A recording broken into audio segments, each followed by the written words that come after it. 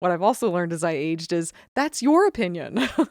So thank you for sharing that. I'm going to process it and think about it. And then I'm going to decide if there's anything I want to adjust on my side. Because before I used to accept it and immediately implement. And it's like, no, I'm not the Elisha you want me to be. I'm going to be the Elisha that I want to be. And you can accept me or not. That's your choice as a human. You don't get to decide who I am.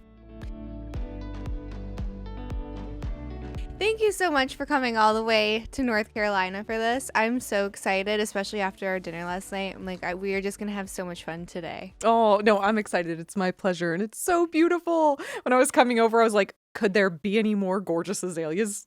So it's the perfect time of year. gorgeous. We actually have this thing called Azalea Fest, and it's the first week of April. And we have an azalea queen, and she goes on this float downtown, and there's this giant garden party that everyone does. It's beautiful. Girl, now I'm just going to come be your house guest for like the next 2 weeks. You're like, no. Everyone wears these Like, giant please. floral dresses and the hats and the gloves. It's a whole thing. Okay, I'm going to have to Google that because Yeah. I've never heard of it, but I've seen azaleas. We have them in Texas, but not like this. I'm like, it's sheets and sheets of them everywhere. Oh, yeah. You should Just take the long gorgeous. way out of the neighborhood later, Okay. and you'll just see all of the flowers. They're It's my beautiful. favorite time of year. So thank you for inviting me. I'm like, my pleasure.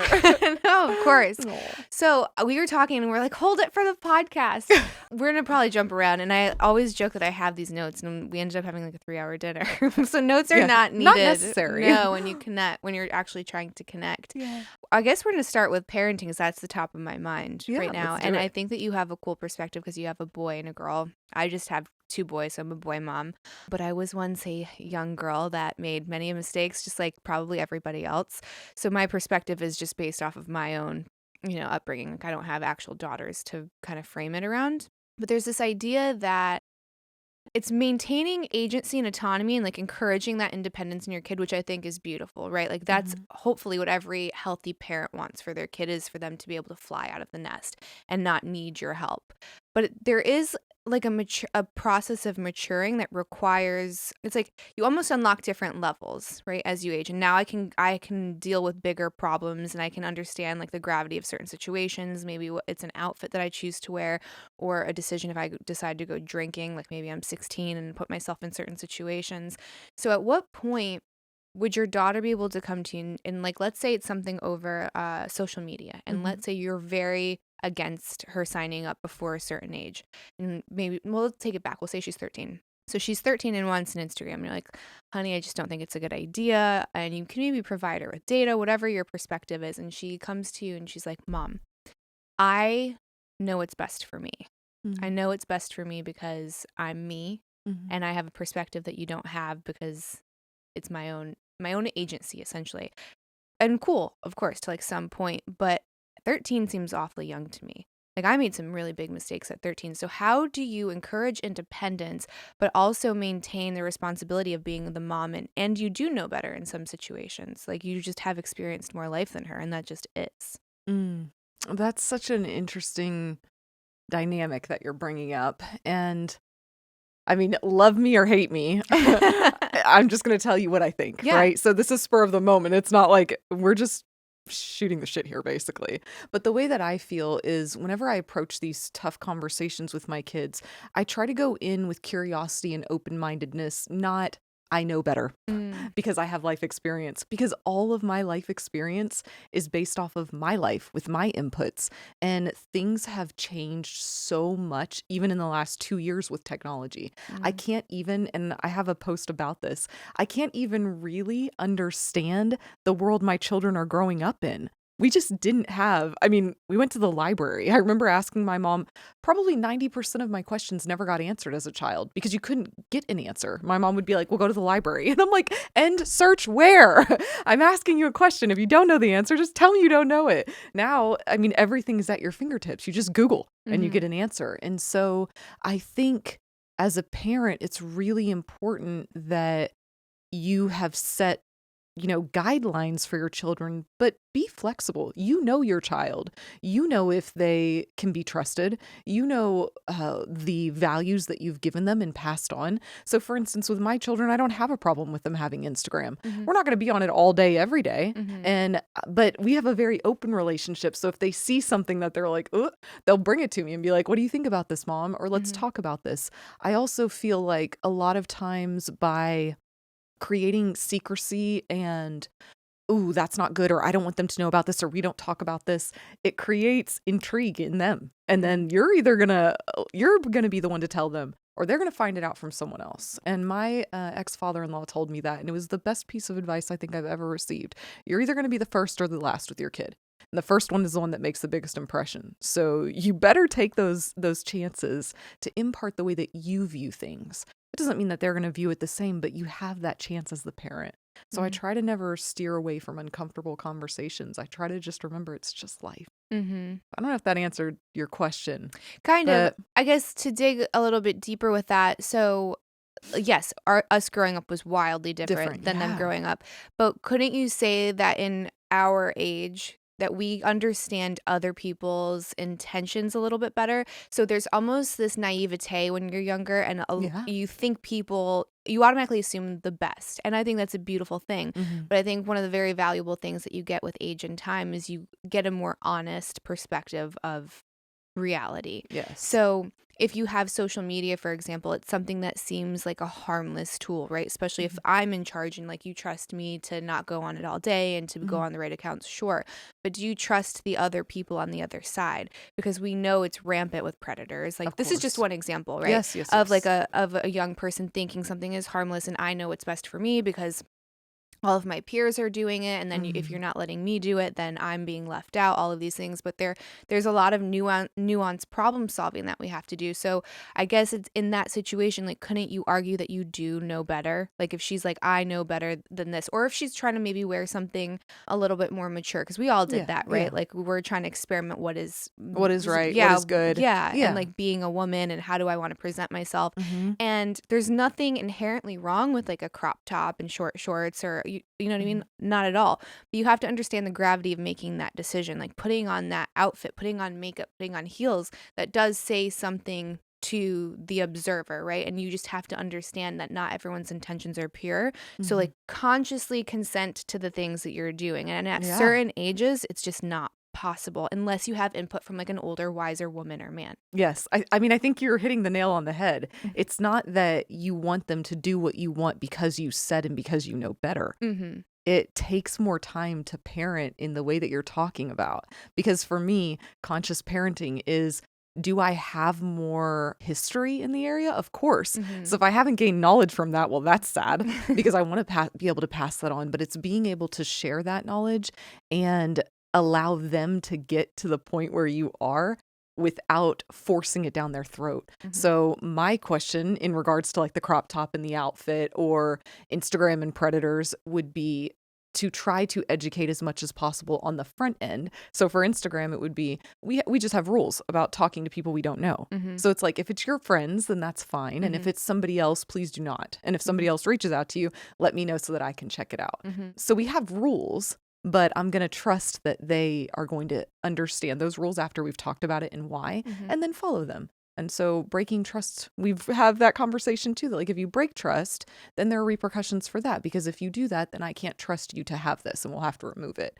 So I think setting the outline and the expectation allows them to have the thing that they want and be like, cool, my mom's on my side. And then it puts the responsibility in their court of, hey, we have set guidelines and we agreed on these things and you understand why. So just make sure you follow them. And then, of course, as a parent, it's your job to check in, right? So you can't expect them to do that. You have to do that. And then on clothes and stuff like that, I think it's really important to teach your children about how they're portraying themselves. So, I mean, the crop top and shorts might be cute for certain events, but maybe not for other events. So it's important to teach those things. And I think a lot of times in our fast-paced society, it's just like, forget taking the time to teach, just force. No, that's not appropriate. But why is it not appropriate?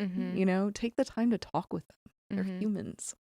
No, that's a really good perspective because it's based in reality. It's not trying to shelter them from the world or potential consequences. And then they have the tools to adapt if they need be. So it's not like they're left out there without any experience in the situation. Yeah. And these are all little things. It's like we have the chance to teach them these tools and these thought patterns with little things. And if we don't do it now, the things just get bigger and bigger as they age, and then they don't know what to do with them.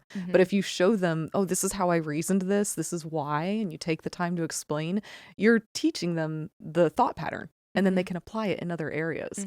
So you're giving so much more than a lecture about what you're wearing today, right? So where is the fine line between that guidance and kind of like that shepherding, which I think is beautiful, and that's the way that I try to parent as well, is a guide. Like I'm not here to dictate anything to you, but I want to present you with all of the information that I have, and then hopefully you make the decisions that are best for you and best for the family, etc. But what is the line between shepherding, encouraging that independence, and then just like passive parenting? And maybe or like you just let them do anything. Right, in like a self-sabotaging way. Like maybe you think you're doing it in order to encourage that freedom, but really like you're just checked out as a parent and like you don't want them not to like you. So it's okay, well, you must know best at 13. Like, you don't. You're 13. Yes. There's a lot of life and a lot of lessons that are coming your way, but they're not there yet. Yeah, no, I agree with that. And I think a good way to check in for adults, which one am I doing, is, am I actually taking the time to go through the thought process? So if you're sitting there and taking the time to talk with them and hear their feedback,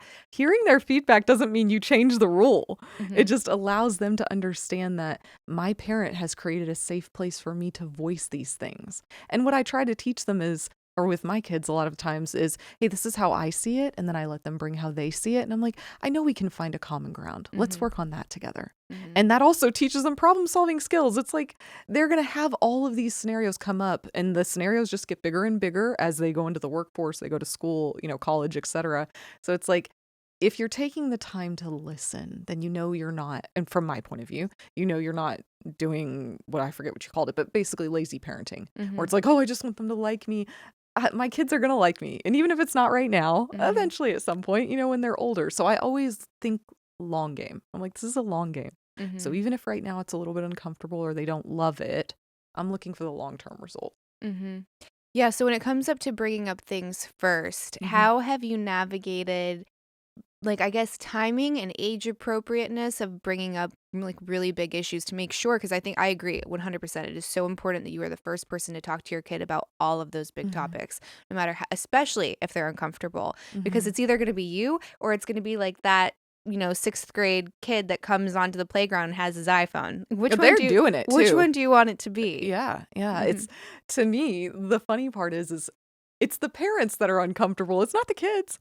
I'm like, the kids don't know to be uncomfortable, right? So a lot of times what I saw is people don't want to talk about sex with their kids because they're uncomfortable. I'm like, are you serious? Get over yourself. I started having the sex talk with them, I think, at like 4.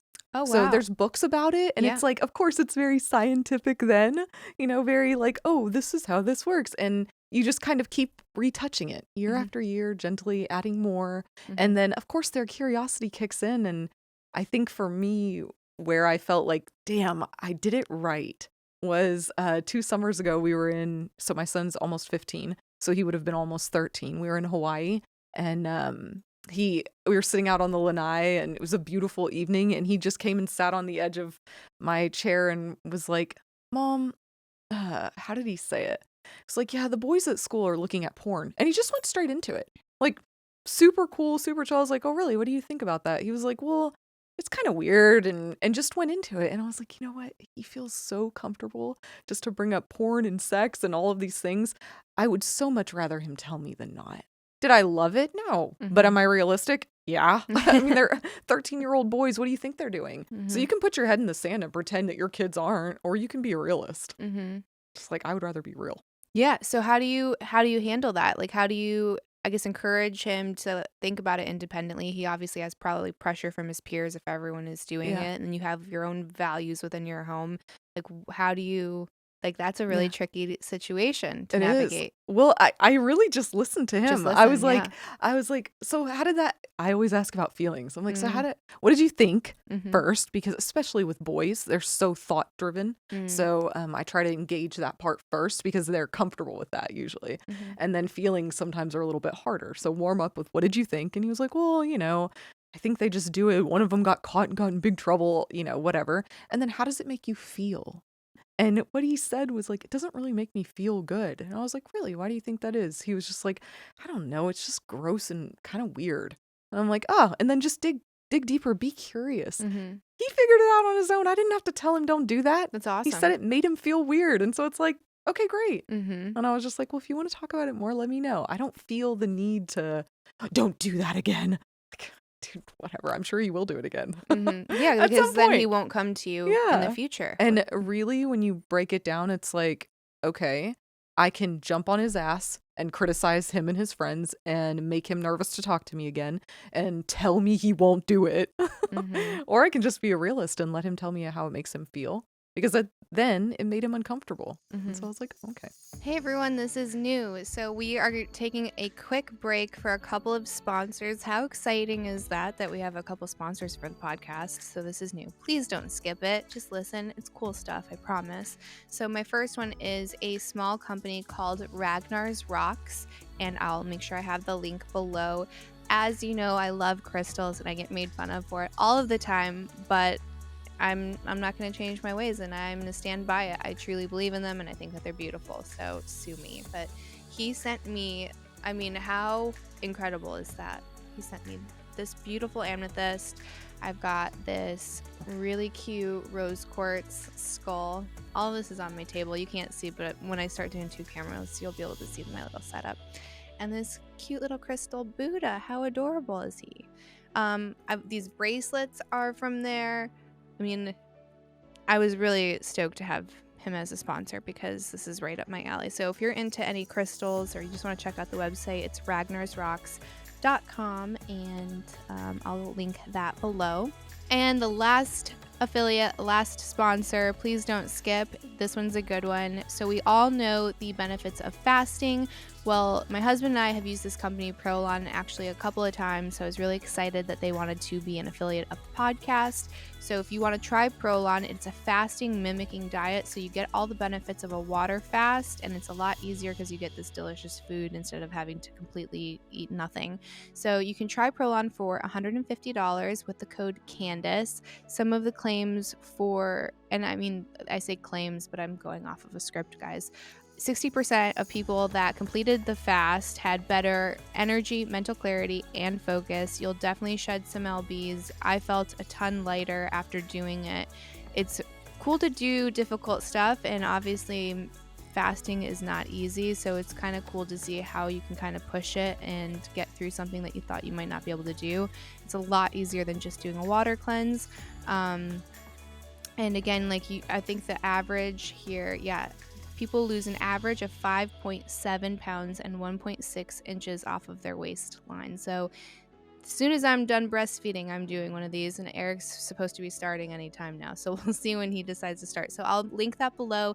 Again, if you want to try Prolon, you can try it for $150. Use code Candice, and let's return to the episode.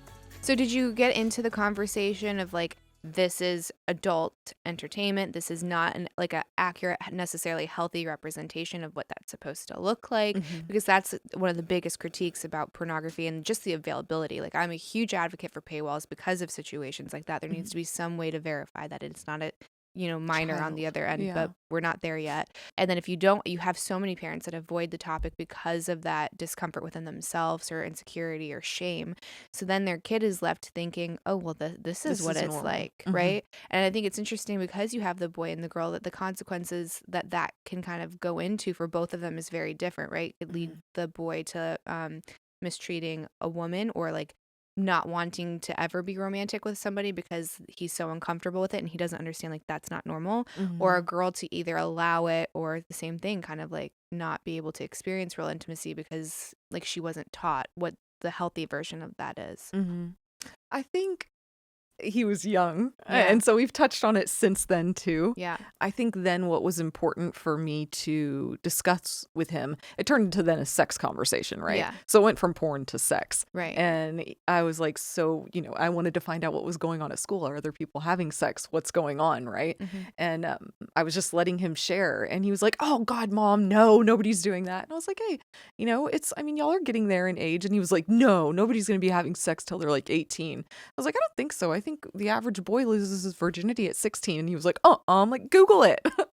I'm like, I'm going to search it up. And it is. It's 16 and 17 for girls. He was like, how'd you know? I'm like, I don't know. It was a guess. Used to be young one time. Yeah. And I just told him, for me, it was more important for me at that point to remind him that sex is an amazing thing. And it's a beautiful thing as long as both people are wanting to do that. And it can, it can be a beautiful thing, but it can also not be. And so my drive or my desire was to keep the lines of communication open. And I was like, you know what? I'm not going to tell you can't have sex till you're married. That's what my family did. Like, you're going to go to hell if you do. So I got married at 18. What a bad decision. Like, if I would have had sex with him, I wouldn't have married him. So that's not my goal for them. My goal is that they treat themselves respectfully and others respectfully. So I was like, my biggest dream would be that before you have sex with someone, you talk to mom, because there's a lot of repercussions to sex that you don't think about. There's STDs, children, etc., that can come from it. And of course, they're like rolling their eyes. But I think that when that time comes, they'll feel comfortable. Yeah. So we just kind of keep broaching the subject a little bit here, a little bit there. And when I see that they're like, okay, then I let them, I feel like their kids are like bees. Like they just buzz in on this topic and then buzz in on another, and you don't want to hammer it too much. No, that's beautiful. You're very fortunate, because I think that sounds like the ideal situation. Where was I going to go with that? I had a good question. I mean, dude, they're not grown yet, so we'll see. Yeah, I'm like, I think this is working. No, so, okay, this is where I was going to go. So I think that you sharing that is so beautiful and useful for a lot of people. You just said, your family said if you have sex out of wedlock, you're going to go to hell, and this is a terrible thing. So that led to you getting married at a very, very, very young age. And you're like, well, if I had sex with him before, I wouldn't have married him. Of course. I know. Of course, how important that is. But we're almost like, and I'm sure you've seen this content just rising and thriving, or maybe it's my algorithm of this very evangelical trad lifestyle that's kind of coming, like resurfacing, and it's almost this puritanical culture of that, like you have to get married first. Body count is this huge deal. Sorry, my eyes almost got stuck in the back of my head. You cannot sleep with a man or he will not respect you anymore unless there's a ring on the finger and all of this thing. And I'm like, I had a very similar framework growing up where sex was this thing that I could give away, and not the man, right? Like he's somehow protected and exempt from all of this, but it's just for women. So there's this thing, that virginity, your purity, that you give away, and once it's gone forever. There goes your value. So it better be to the one and only man that at some young age you decide is there. But when you look at it and you have that so much weight and shame and pressure on it, you end up with the wrong person, because you're like, I just gave this thing away, and shit, it was the wrong guy, but I can't get it back. So now what do I do? And then fast forward 8 years later, I'm like reclaiming my sexuality and my worth and my value and saying that didn't mean anything. Like not anything, because I do think that sex can be what you want it to be. Like if you want it to be like this very spiritual, intimate, connective thing, it can. And if you want it to be junk food, it can, right? It's how you engage with it. But having all of that pressure and like other people's shame on me left me stuck for such a long time. And I want younger women to know this. It's like, you can make sex whatever you want it to be. Like, don't let someone put that pressure on you, because it is a very easy way to end up with the wrong person. Yeah. And I think the most important thing is, it's what do you feel and believe? Of course your virginity is important. Of course it's important who you decide to share that with. But I mean, hate me or love me, I think that people make it such a big deal. And I think in doing that, they create these scenarios where, like you said, or like me, you marry the wrong person because you feel pressured. You stay in the relationship because, well, you gave him what? What? Am I not whole now? Your Because hymen? I'm not. Right? I didn't even know I had it to give away. Girl, I think I gave that to a tampon. It's like, what? Do those even hang around anymore? Like, so no, what did I give? Are you saying that once I have sex, I'm no longer worth what I was before? Cut me a break. Your self-worth is not based on that. Now, I'm not saying, go out and have sex with every person you meet, unless if that's what you want to do, you can also do that. But my big thing is there respect between the two of you? Do you both go in knowing And do you both go in understanding what you're expecting from the experience? Because it's just an experience. It's like you and I are having an experience right now. We both expected to come and do this and to bring our A game and to have fun. And so then it's a healthy experience. Right. And I think sex is very similar. Like, what are our expectations from this? And are we both able to consent, and are we both headed in the same direction? Whether it's just that we wanted to be together and enjoy this moment, or we want to pursue something, greater. I think the problem happens when we don't communicate, and one of the parties is using it as a way to get something. They might not want to tell you, but like, okay, if I sleep with him, then I get this, or vice versa. It's like, that's where the problem comes in. It's communication. It's not the actual act. So what's your opinion on the men that do seem to lose their respect? Because in my opinion, it wasn't there in the first place, but lose respect for someone once they sleep with them? I don't know if they, I mean, God, I'm not a man, but I don't know if they actually lose respect, or with younger men, it really is built into their DNA, the chase. It's just a chase. It's a game like any other game. They're playing a game. And unfortunately, for some women, they get to be a count in that game. But that's what I'm saying. If you have that conversation with the person where you guys are on the same page, this is much harder younger, when you're young and you're figuring it out. But and then also if they did lose respect, like you said, or it was just a number, then good riddance. Move on. It doesn't make any difference to me because my decision was for myself and I can't control you. So.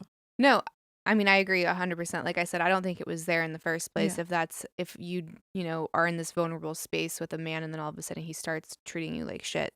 Like you just dodged a bullet, right? Like move on. It's not about you. That's about him. How has the feedback been as a woman that speaks a lot about masculine and feminine, almost like archetypes and relationships and parenting? Because I know for me, anytime I talk about masculinity, especially, it's like there's two polarities that pop up. Like one is like, thank you so much for offering a perspective, like a feminine perspective. And the other one's like, you're not a man. You shouldn't be talking about this. Girl, it's so funny to me. It's like, depending on what clip it is, you have a ton of people who love you and a ton of people who hate you. And I'm like, yeah, you love me now. Wait till the next clip. So I think that I don't put much weight in it. It's like, you know what? I think if all of us could just be honest and really connect and share, bringing our thoughts out into the open is what creates change. And it takes polarity to figure out like polarity in like volleyball and conversation. We're not, for instance, you and I, we're not sitting here saying that we're right. Like, let me teach you something. All we're doing is sharing perspective. And I think the beauty in that is that when we talk with each other, maybe we can both grow, right? So yeah, some people attack and they don't like it and this and that, but I really don't pay much attention to them. Like, I'm just sharing because this is what I feel called to do. So love it or hate it, delete me or follow me, doesn't make me any difference. Because I think the people that want to hear it and need to hear it, God or the universe is going to make sure that happens. I don't have to. Yeah, and it's kind of discounting the fact that you can recognize just like what a good, valuable person looks like.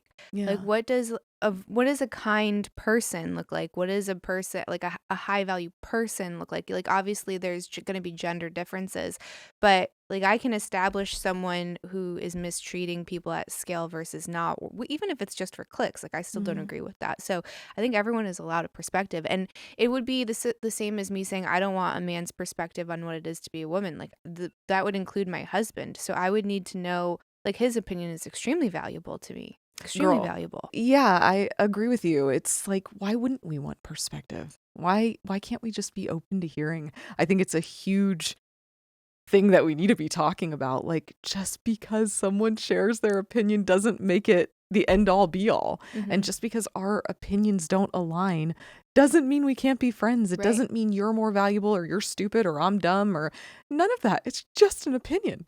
And it might change. And I think we hit on this yesterday. Like, I am 100% okay being a hypocrite. If I am not a hypocrite, then something's wrong with me because I'm constantly growing and changing and evolving. And so the things that I thought were the staples of life 10 years ago are very different now. And so it's just like, can we just all step back and give each other room to grow? Yeah, we need to Yeah. normalize changing your mind because right Yeah. now it's looked at like you're a flip-flopper, you're inauthentic, or you're lying, or you're a Yeah. hypocrite, all of these things. Like, no, I've been presented with more time and information. And with that time and information, I've changed my perspective. I'm allowed to do it. It's actually highly encouraged. You Yeah. should try it Yeah. sometime. Try that sometime. See where you get with people. It makes life, there's so much between black and white. Do you want to experience or not? Mm-hmm. And I think that that's something I had to learn because as a young adult, I was very black and white.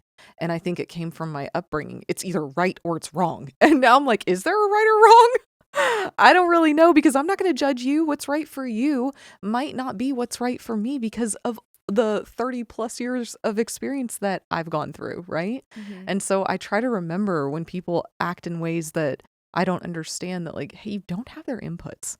You have no idea what's going on. And you really only know the surface, so you're making judgments off of a lack of information. Mm-hmm. So when it comes to, because you and your husband have multiple businesses together, how do you, because my husband and I do as well, so this is also like a selfish question. How do you maintain that boundary between the working relationship and partnership and romantic partnership? Oh, cool. Maybe I can selfishly ask you the same thing. It's definitely been an interesting dilemma to figure out. So I think that a lot of times in business, or at least in the businesses that we've had, it's very masculine. My role is very masculine. And what I realized a couple years ago is that if I couldn't learn to harmonize between my masculine and my feminine, I was going to ruin our marriage. Because my husband didn't want to be married to a man, or he would be. You're right. It's like if he wants to be gay, he will be gay, but he doesn't want to be. So if I can't learn to, kind of harmonize between those two and flip that side of me off when I get home, then it created problems for us. And so I think I've gotten really good at the flip. I think sometimes it's a little bit harder for him to flip with me. Mm-hmm. So it's an ebb and flow and giving each other grace and being okay that we're not going to be perfect, but also honesty. Like, hey, I'm done with that. I was like, oh, okay, sorry. I was doing it again. Like, and Charles is very good at calling me out. So he has no problem being like that. It's not working for me. Okay, I forgot, So I think it's just being willing to evolve and change and learn and then adjust to the person you love. How did you get to a place where you could take constructive feedback like that and not take it personal or have that turn into a fight? Yeah, honestly, to tell you the truth, my mom was so harsh that it just, I think that created a lot of desires of perfectionism in me. So feedback was always taken and applied. I never had an issue with that. What I have more of an issue with is my self-worth or my ability to be loved being based on what I produce. So accepting criticism and adjusting has never been an issue for me. I think that a lot of people are like, whoa, this girl it doesn't bother her.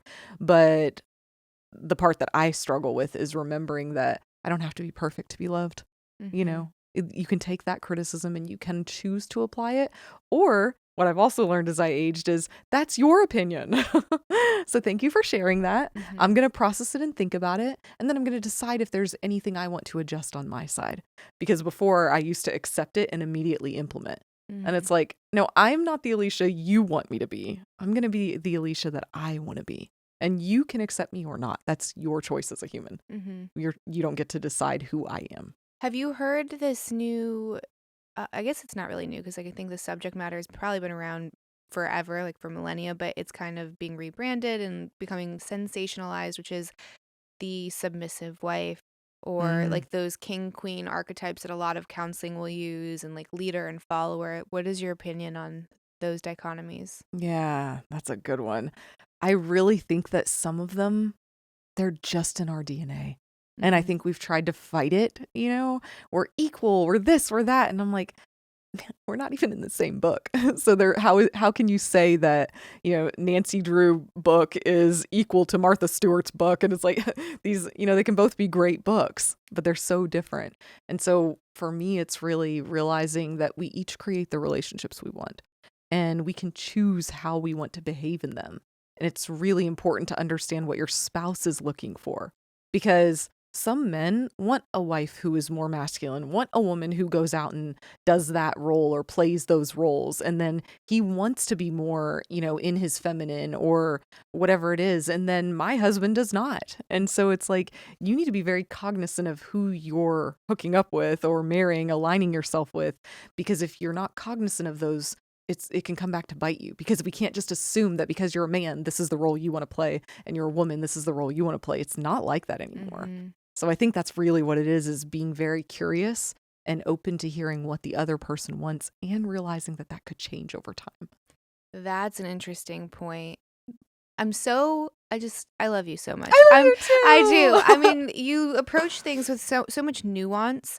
And I think when you see a lot of these cultural personas and influencers, I can always predict what they're going to say all of the time. And they do try to automatically put you in one of those boxes. Like if you were a man, like you have to be in your masculine leader, protector. And sure, that's probably most men, I would imagine. But there absolutely are men that want to be in the feminine. Like they want to be the stay-at-home dad. Yeah. And the woman is like this very ambitious, more in her masculine. And she wants to go conquer, climb, and just get promoted up that scale. And that's fine if you find that balance between your partner and yourself. And who are we to judge? I'm like, who am I to say your relationship is right or wrong? I'm not living it. And if it works for you guys, right, then it works for you guys. And I think the biggest thing here that I find intriguing when I see people judging is, oh yeah, well, that'll work for them for 5 years and then watch what happens. And I'm like, and so what if it does? Because I don't believe that we can say how long a relationship is supposed to be there for. I believe that we meet for a time when it's right. And this meeting is going to continue as long as it's supposed to. So I am very much like, do I wish that Charles and I will stay married forever? Of course, I love him. He's been such an amazing impact and friend in my life, right? But will I sit here and tell you, oh, we're soulmates and we're going to be together for fuck no. That's crazy. So it's like, I think that we have to learn to give each other the space to grow, and then also understand that just because someone comes in and out of your life doesn't mean that you failed or that it's a failure. I think that's such a harsh way to look at things. Yes. And we do that to ourselves. We are our own worst critic. We're constantly trying to prove to ourselves why we're unworthy, and to everyone else, unlovable, right? Like, I have the evidence. Let me show I'm worthy. And it's like, dude, I don't have to prove it to you. I just need to feel worthy to myself. And my worthiness does not come from outside inputs. My worthiness comes from me being a human. And every single one of us is. Therefore, we all deserve it. So how do you calibrate through, like, how do you do your touch-ins with your relationship? Because like you just said, you can grow in different directions. Like maybe something works. The check-ins. I heard this quote and I loved it. And it basically said that every 7 years, and everybody talks about the 7-year itch, but so we'll just stick with the 7 years. Every 7 years, you have the opportunity to have a new relationship. And that relationship is either going to be with the same person, but it will still be new, or it will be with a new person, right? So we have that choice. And it's like, what are you going to choose to do? And I think it's pretty dead on. I'm like, every 7 years, I do feel like a new person. I've grown so much. So I have the opportunity to check in with my spouse and say, hey, are you still enjoying this? What are the areas that are working for you? What areas are not working for you? And can we still grow together? So I think that's something you just have to take it as it goes. And like you said, check in. And I think giving space and grace is so important. Yes. It's just like, if you can't give the other person the space to be who they truly are, because you have to control, well, we have to be married or we have to be this way or that way, then it's like, do you really love them? Or do you love the idea of being married or the idea of their relationship? Because you aren't really showing love if you can't support them in their changes, right? Yeah. So yeah, I feel like you can't be in the seat of control and almost like this ownership and also experience love. Like those are not the same things. And we talked about this a little bit last night at dinner, which to me, and I've had the blessing of like my career to really make me sit with what I think and find to know what love and unconditional love is. And I never knew it existed. I thought love was always conditional. It always had conditions. You have to be a good boy. I have to be a good girl. Like there's all of these like self-imposed often, right, rules of whether or not I was worthy or you were worthy of that love. And what I realized is you get to reframe that if you want. Like you can take that programming out and make it whatever you want. And it's once you break down enough, you can realize that with the right person, like there's nothing that you can do that will make me stop loving you. It's not to say I'll excuse a behavior or that we'll be together forever, because you are allowed to establish those boundaries, but you can be divorced and still have love for somebody. Oh my God, Yeah. yes. Yes. And I couldn't agree more. It's like, that's ultimate love.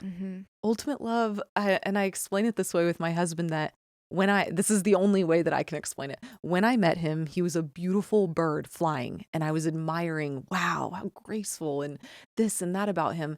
Then you want to take that bird and put it in a cage, and you think you're going to admire and love it the same. No, you're not. So let him be free. And of course we talk about our boundaries and our desires, etc. And of course respect it's so important, and honesty and truth, but we have the opportunity to build our relationship in any form we want. And I think that's what people forget. It's like, it doesn't matter what Sally and Brenda and John think about their relationship. That's not my business. My relationship is my business. And so I can create it in whatever form I want. And like you said, I know deep in my heart that no matter what happens with Charles and I, even if he was to break our commitments, I will always love him. It doesn't mean I will always be with him, of course, because we have to keep respecting our own personal boundaries. Boundaries are for yourself, not for others. They're the guidelines that tell you, this is what I am willing to live with and accept. And when people cross those, it's not about teaching them a lesson. It's about respecting yourself. So of course I have boundaries, and Charles and I have commitments, but I just know that what he has given me and the love and support that he has shown me, I will forever be grateful for. So I think it's important to leave that openness and that space for each other. Yeah, I very much agree. Have you ever read the book Outwinning the Devil by Napoleon Hill? No, but it's probably good. Oh my gosh. I get the audiobook. Okay. It's the best way to do it, because the reader, it's basically an interview with the devil. And the premise to it is that Napoleon Hill had done a bunch of psychedelics and actually accessed Get out this energy. Okay, I'm going to do it. And was speaking with him. Like, this is like the wives' tale of it, so who knows, right? So he's interviewing the devil, and for some reason the devil has to answer everything with total honesty. Like, he has this hold on him, so he is just asking all of the questions that you would probably ask if you were sitting down with, the devil himself. It's a fascinating book. And what's interesting, he wrote it, and in the conversation, like, the devil is like, you won't write this or publish this because you'll get ostracized from society. It took over 70 years for it to get published because he died. The wife didn't want to publish it because she's like, my name will be ruined. His name will be ruined. So like, it kind of came to fruition. So it came out way, way later. And one part of the conversation that he has with them, because he gets into religion and a lot of like the social norms of the time, and it's crazy how much it holds up, like almost 80 years later. But he gets into divorce and the idea that the church instilled, which is divorce is wrong. Like, you can't do it, right? Up until Henry, the whatever, like, established his own church, like, couldn't do it. And he says that we have this idea of duty and that you owe something to other people. And he's like, the only person that you owe anything to is yourself. So if you're in a situation where your soul is being depleted or you're miserable, you do not owe that marriage you to stay in it at the expense of your well-being. He said the only exception is when you're raising children. So that is the only time that you have a duty to someone other than yourself. You don't have it to your boss, your lover, anyone else. It is yourself. And then when you are raising children. Yeah. And I thought that was so fascinating and nuanced, especially for the time that it was written. And I just want so many people to read that book because there's so many aha moments that you have, and it really makes you think programming that we've been told. Yeah, no, I think that's phenomenal. You also said something yesterday when we were at dinner, and I was like, holy cow, I've never heard it put that way before. Oh, we were going to try to find the video. Okay, so we were talking about hormone cycles between men and women and the differences between it, and how often we are categorized as unstable or a pain or difficult to navigate because our cycles, and we do have hormones, and they do change how we present, think, feel, act, all of the things. And you can look at it from judgment and blame and inconvenience. Or there was this spiritual teacher, like a kind of a mystic. And It was a man, right? It was a man. A man. I'm going to try to find the video and then maybe we could like overlay it in here. Mhm. But he was saying that women's fluidity with their hormones is such a blessing, and it's a blessing for men because men are supposed to be stable. That's why like their hormone cycle is so predictable and they don't have the swings that we do. They are supposed to be strong and sturdy, independent. How do you become strong, sturdy, independent? You have to be tested. So as women, we exist to test that security of the man. So we're almost fortifying him and like helping him garner and establish his strength. So we work together. It's in tandem. We're not at odds. We complement each other. And I was like, whoa. I saw that at a show to my husband and he was like, I'm going to think about it. I'm going to think about it. That's what I do. But I'm how like, I hear it and I'm beautiful. like, yes, because I think that so often, and I'm guilty of it, viewing my own cycle that way, like, oh God, here we go again, instead of understanding that this is magic. And if we really embrace it and lean into who we are and accept instead of trying to be the other sex because we're jealous of their strength and their just consistency, that is built into them. They can't help it. It is who they are. Their hormones have one cycle throughout their life, right? And then they have a 24-hour cycle, just like we all do. But theirs is just on repeat every 24 hours. We have the same 24-hour cycle as they do, but then we also have a 28-day cycle. So it's like, and nothing in our world is built towards our 28-day cycle. So, I mean, and I think most people don't even understand it. They don't even comprehend that the first 2 weeks after your period ends, you're like social lubricant, basically. You are the star of every party. You're feeling great. It's good to go out with you because you attract everyone. Your energy is super high. That's because your body is trying to reproduce. It's welcoming everybody in. And then the next 2 weeks is really, our hormones are pushing us to really figure out what is going on here and a lot of critical thinking. Our hormones have dropped. They're more actually like similar to where men are. And so they're critically thinking all the time and they don't get called a dick because of the way they behave, but we do because we are so sweet and so nice. And then we start behaving like they do. And in business, I always was confused. I'm like, wait a minute, you're a dick like this all the time. Why do people get upset by me whenever I go into critical thinking? And it's because it's the difference, right? It's people don't understand that this is normal. So we as women have been kind of pigeonholed, if you will, I feel like, as crazy. Or, oh God, there she goes again. She's bipolar or bi whatever. And it's like, no, you just have to understand women's cycles. And if you will understand, take the time as a woman or a man, you'll get so much more out of your relationships with them. Because it's like, I know in my cycle when I need to take on a new project. I know when I'm going to be able to hit that hardest. Then I know when I need to be more reserved and, guard my time and my space and spend time really critically thinking. It's what you make of it. What's interesting too, and this is another reason that I just love what you're doing, is we went through this stage and it was kind of in the 90s and maybe like the early aughts where we pretended that our cycles didn't do anything because we were trying to become men. So we're like, how dare you say I'm more emotional? How dare you say that I behave different? Because people would make the joke, we can't have a woman president because if she's on her period, she's going to hit the war button, right? Which is ridiculous. Like that's a ridiculous thing to say. However, we kind of jumped to the complete opposite side and we were like, oh, it doesn't do anything. It's not this real, there's no real effect. I just bleed and that's it. There's no other consequences of that, right? And then that's not honest. And then we became so disconnected with our body and our cycle, our minds, our hormones, and then our health suffers for it. You kind of need to know how your body works. And we would always have these older women that would teach us about our bodies. Now it's, you have a mom or an aunt or sometimes a babysitter that's like, oh, here's a pad, here's a tampon, here's a paper template to figure out how to put it in. And that's it. And then they put you on a birth control pill. I was on a birth control pill and I wasn't even having sex. Yeah. From 13 until my mid-20s, like maybe 24-ish. That's a freaking long time. Yeah. And half of the ones I was on got pulled because people were getting cancer. And I'm like, wait, I didn't even know that was a possibility. Or strokes. Yeah. And they're like, oh, well, yeah, this That's not conscious consent. Conscious consent is you give me the benefits, you give me the risks, and you give me an alternative. And you don't make a 13-year-old pick it. Right. It's just like, no.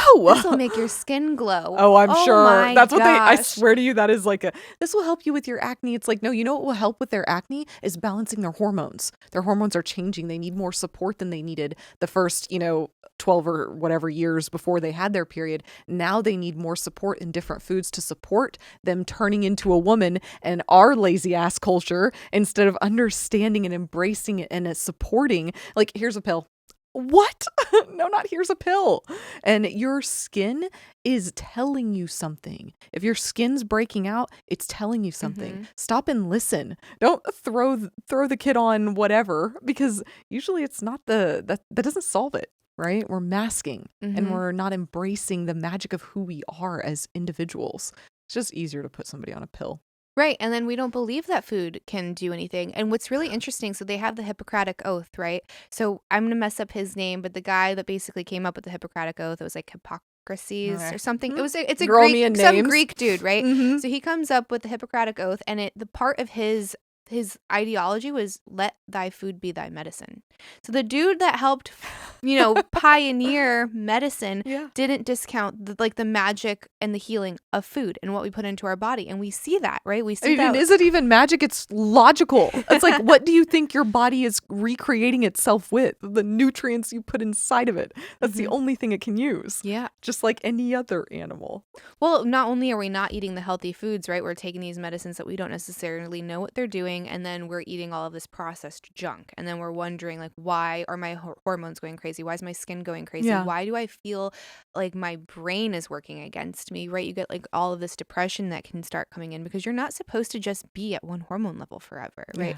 Yeah. I'm pretty, obviously do what you want with your medication. I am not a doctor, but I would say look into birth control before you go on to it. Oh God, yes. Yeah. And look into, I took it like you. I was on birth control before I was married. So I think I started it at 15 because I had horrible periods. And I'm like, oh, those horrible periods were telling me something, that I was basically, from my point of view, malnourished. And I didn't understand it. And I was working myself too hard. And when I look back, I'm like, oh, I can see why my body was behaving that way. But no one took the time to really find out I would just throw her on birth control. She won't have 9-day periods anymore. And it's like, well, yeah, I probably could have fixed that another way, because now my periods are 4 days. And it's just like, yes. So really pay attention to any type of medicine you're taking. It takes a lot for me to think that any of them are worth anything, because so often it's like, oh, just take this. And I'm like, did you look at the side effects of it? And you think that you have to be so in tune with your body to realize the side effects on you. But we have to, we're our own advocates. And science is fun and science is cool and it's saved a lot of people and I'm grateful for it. But I think that you need to use it very sparingly, Right. You don't go straight for the sledgehammer. Yeah. Yeah. Ever. I'm like, oh God, let's not just start cutting body pieces out because you go to a surgeon, what's their job? They're surgeons. So something's wrong. Oh, let's just yank it out. And I'm like, let's not. It's probably there for a reason. They were trying to take my uterus out and all of it at 29. Whoa. And I'm like, I'm so thankful that Charles was there to put his foot down. He was just like, I am not comfortable with you doing that.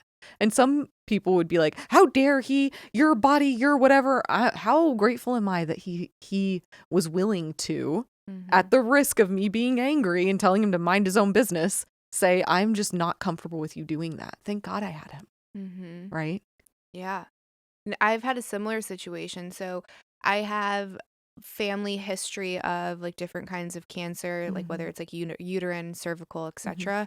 And I was doing a checkup and my doctor was like, well, we should do this really invasive screening, and you have to watch this 30-minute video and then we'll do this screening and we'll tell you your likelihood of getting cancer.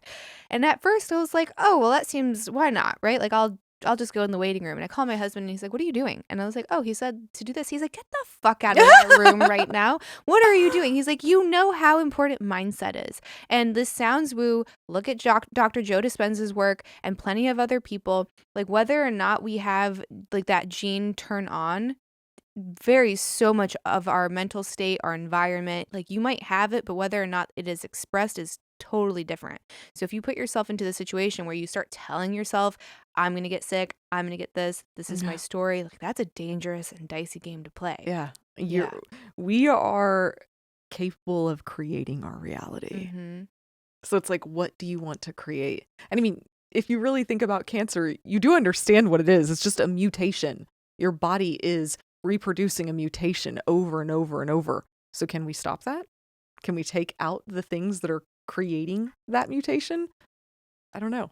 Some people have done it. I know. Some people and have so totally done it. And it's like, you can say woo woo, whatever, but it's like, you know what? Your body is going to do what you tell it to do.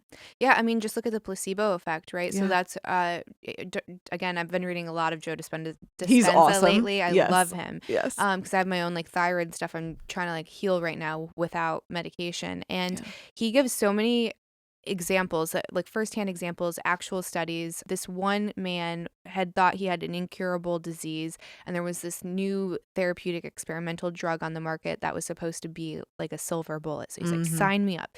So he is paying all of this money. It's not covered by insurance. And the minute he gets injected, he's like, I feel better. He came to life.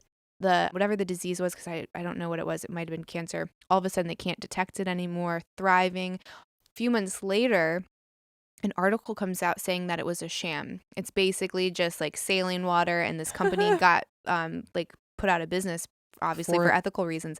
The moment that he realized that the medicine didn't work, it came back and he died. Up.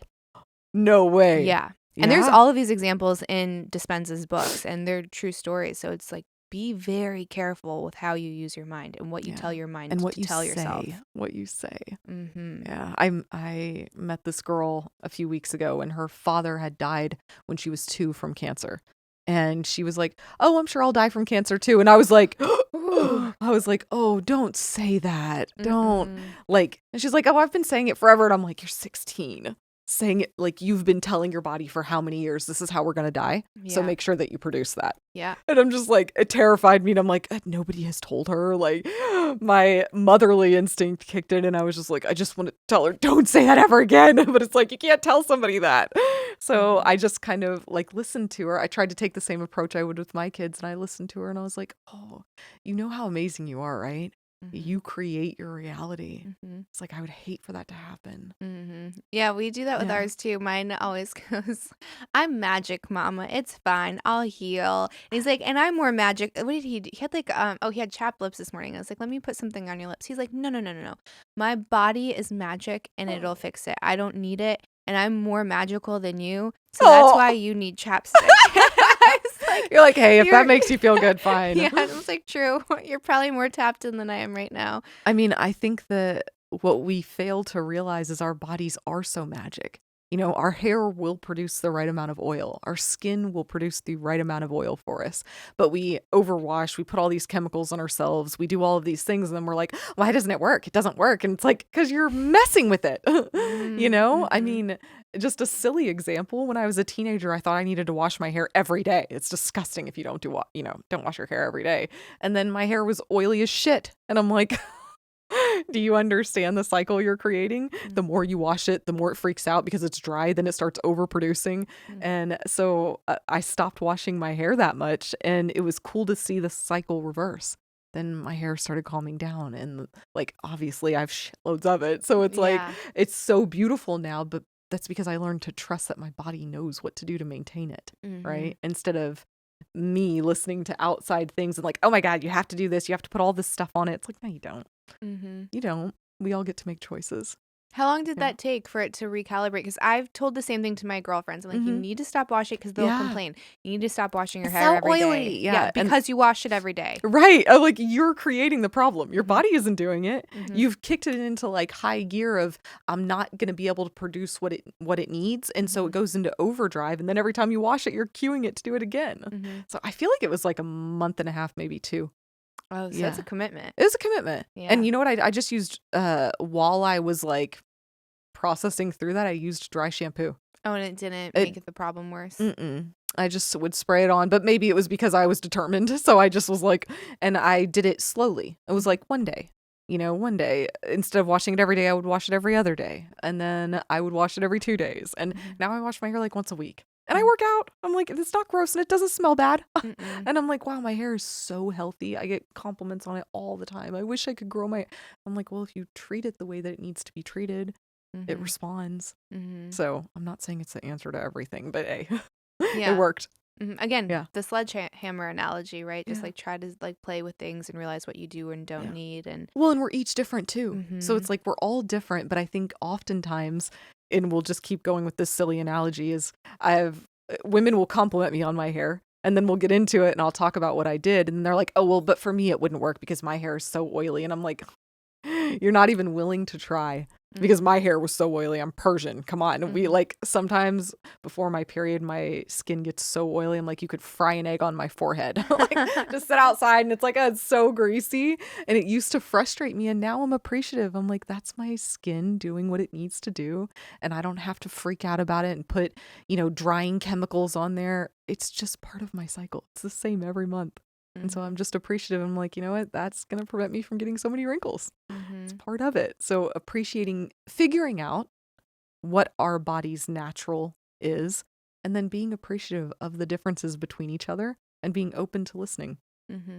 So with that experience with birth control and having a daughter, how do you plan to navigate that conversation with her in like a nuanced way? Yeah, we've talked about it already. I mean, she's only 12. Yeah. So, and 1 year before I started it. Yeah, I know. So with her, that's not something that I want to do. And I think that there's other ways to have safe sex without that. So that will be my approach. Granted, I have, my ex and his wife also involved. And so it's like, there's more than just my input. But, and then of course, the most important to me is her input. And just being honest with her about the side effects that I suffered through because of taking it. So I think that's probably how I'll approach it. I haven't had to yet, so I'll let you know how that goes. Yeah, I'm really curious because there's obvious consequences for people like that don't know safe sex and like how to navigate that, because a lot of parents don't talk about it. So if they make a mistake, then obviously having a baby at a very young age has a lot of consequences. Yeah, hard it's not ones. to say like babies aren't beautiful. I would have 10 if I could. Like love babies, but I think that there's like a maturity level and an age that you need to be in order to make sure that you're the parent that you need to be. We talked about this last night. I'm like, I could see the benefit of being a younger parent, like having kids in my 20s. My first I had at 30, but I would have been a terrible mom. I did not sort out my own shit. I had all of this like just baggage from how I was parented, baggage just from life, and I just was a very different person. Like I look back and I'm like, sheesh, thank God I didn't have kids. But yeah, so I can see wanting to take the easy way out and being like, just like swallow this pill, but there's like so many other ways to do it. So I do you know the Mira app? Have you ever seen that? I haven't. It's mostly used for consent, like for trying to conceive, but you can use it to like the reverse. Exactly where you are. And it's so fascinating, especially if you have irregular periods, like if you have endometriosis or PCOS, you can kind of see what your body is doing because like you said, not everyone's on a 28-day cycle. Yeah. It just gives you so much more information. And I'm like, that is the ultimate agency over your body, like being able to just like know where you're at, and eventually you get fine-tuned into that. And I think that that's a beautiful thing, because this is one of your viral videos, but it's when you're on birth control, like you can't detect the pheromones of another person, and those pheromones are there for a reason. They tell you like good match, bad match, and you end up in terrible relationships. One person duetted your video, I saw it just yesterday, and she's like, I was on it, and as soon as I got off, I became a lesbian. She's like, oh my God, I realized I like women. Yeah. I mean, people have had so many comments about that and so much trash talking. And I'm like, do you realize the person that I was with was a doctor? Like, I just check out his credentials. But it is true. It changes your hormones. And it's like, do people not understand that your hormones run your life? So take care of them, first of all. You can't be 100% you if your hormones aren't good. And so I mean, after I got off birth control, it shocked me. And that's why I started researching it, because I'm like, I am not even remotely attracted to my ex, like not even remotely. And the man that I married is so different. And I'm like, how does that happen? Like what creates that, right? But I had been on birth control since I was, I think, 14 or 15. And I met my ex when I was 16. So it's like, oh, I didn't even have any business choosing somebody on birth control. It's like your body thinks you're pregnant, and argue that all you want. There's so many documented things that you can research on it. Like you pick a more feminine man when you're on birth control. Yeah, at least for me that was the case. And now I'm like, oh my God. Yeah, there's research behind it. Like you can get offended. Nobody wants to hear it. There. You pick a more, and if you look at my choices, you pick a more feminine man. Yeah, because your body thinks it's pregnant and it wants someone sweet and feminine, because you're looking for your body unconsciously from your mind is looking for someone to soothe and support you through this time. But that's not usually what we need in a match. We need someone who can protect us, someone who is strong, someone who is in his masculine. For most women, these are generalities. Like we said, there are some women that are super in their masculine and their husband wants to be more in his feminine, and that's totally okay. So we're speaking in generalities. Yeah, and you can also still protect yourself and be self-sufficient and be independent, but allow space for someone to say, like, I've got your back. Yeah. Like, you know what I mean? Whatever you need, I've got your back. So, like, being able to fall into a loving embrace and not have to shoulder the weight of everything is up to me. It's my responsibility. No one is reliable. No one's going to show up when I need them. So we often feel like we have to choose. Like, you have to choose to be like the surrendered woman and let the man protect you, or you have to be the man and find a man who's going to be okay with that. Like, you can be both. Like, you can still have like that, warrior princess within you, but like allow space for a man to also be a man. Yeah, I think that's harmonizing. Yeah. So you have to be cognizant of what energy you're emitting, and can you harmonize between the two depending on who you're with and what you want out of that relationship. That's the ultimate. It's like, wow, can you do that? You can. And it takes effort. You have to understand what energy you're putting out there before you can harness it, right? So it just takes time, but we're all capable of it. Yeah, and speaking about hormones and the importance of it, I think for some reason that topic dominates the male space. Like HRT is very popular within like the male communities, and women don't realize like we have more testosterone than we actually have estrogen, but we're just kind of more ruled by estrogen, which is why we talk about it. But there are consequences of having low T in both men and women, but we don't even acknowledge it in women, let alone have a protocol for it. So is that anything that you've like looked into or dived into or dealt with personally? Yeah, so was it 2 or 3 years ago, I was dead. Like, I literally felt like I was dying, and I would have my period, and then normally after my period I would feel great. It's like, oh great, we're going the two weeks of celebration time, happy time, whatever. But what started happening is I would have like one good day, and then I would be in excruciating pain for 3 or 4 days after my period, and I was like, something's wrong, and I couldn't figure out what was going on, right? And so I had 3 MRIs, and all of the doctors told me nothing was wrong with me. One of the doctors had the balls to tell me I was aging. That's what my problem was. And I was like, like, that's what it is. It's me aging. And you think I have such low pain tolerance that I'm coming in for MRIs for aging? It's interesting, but okay. And I got so frustrated. None of them tested my blood.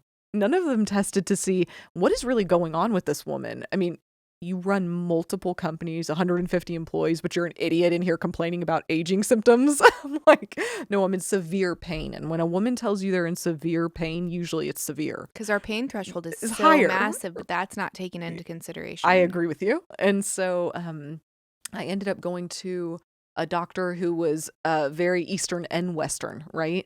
And he muscle tests. I don't know if you know what that is, but he started muscle testing my body to see like where were the incongruencies. And he found it right in my pelvis. And he was like, what is going on there? Do you have like, you know how they have that birth control that I forget, Novaring or Nuvaring, because I had used that previously, but, or an IUD. And I was like, no, but I had, now I forget the name of it.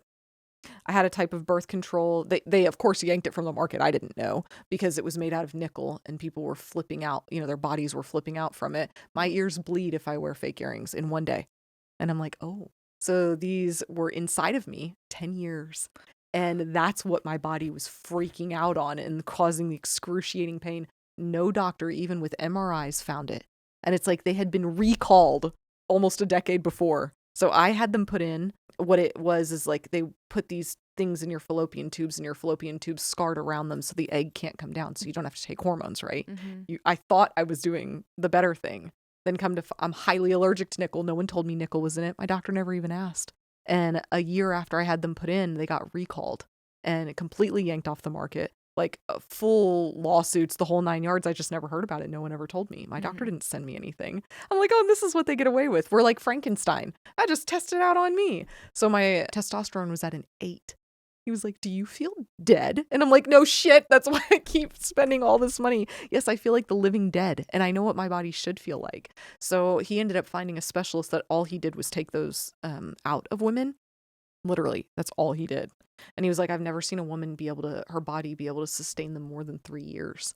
Whoa. But what it did was my body was on such like overdrive to try to fight it that all of my hormones were just so messed up. My thyroid was crazy. My testosterone was crazy. All of it. And I felt so much better almost immediately. But then it took a good year or two for things to build back to healthy. But I know there's something wrong. I eat healthy. I work out. I have what should be the perfect body, right?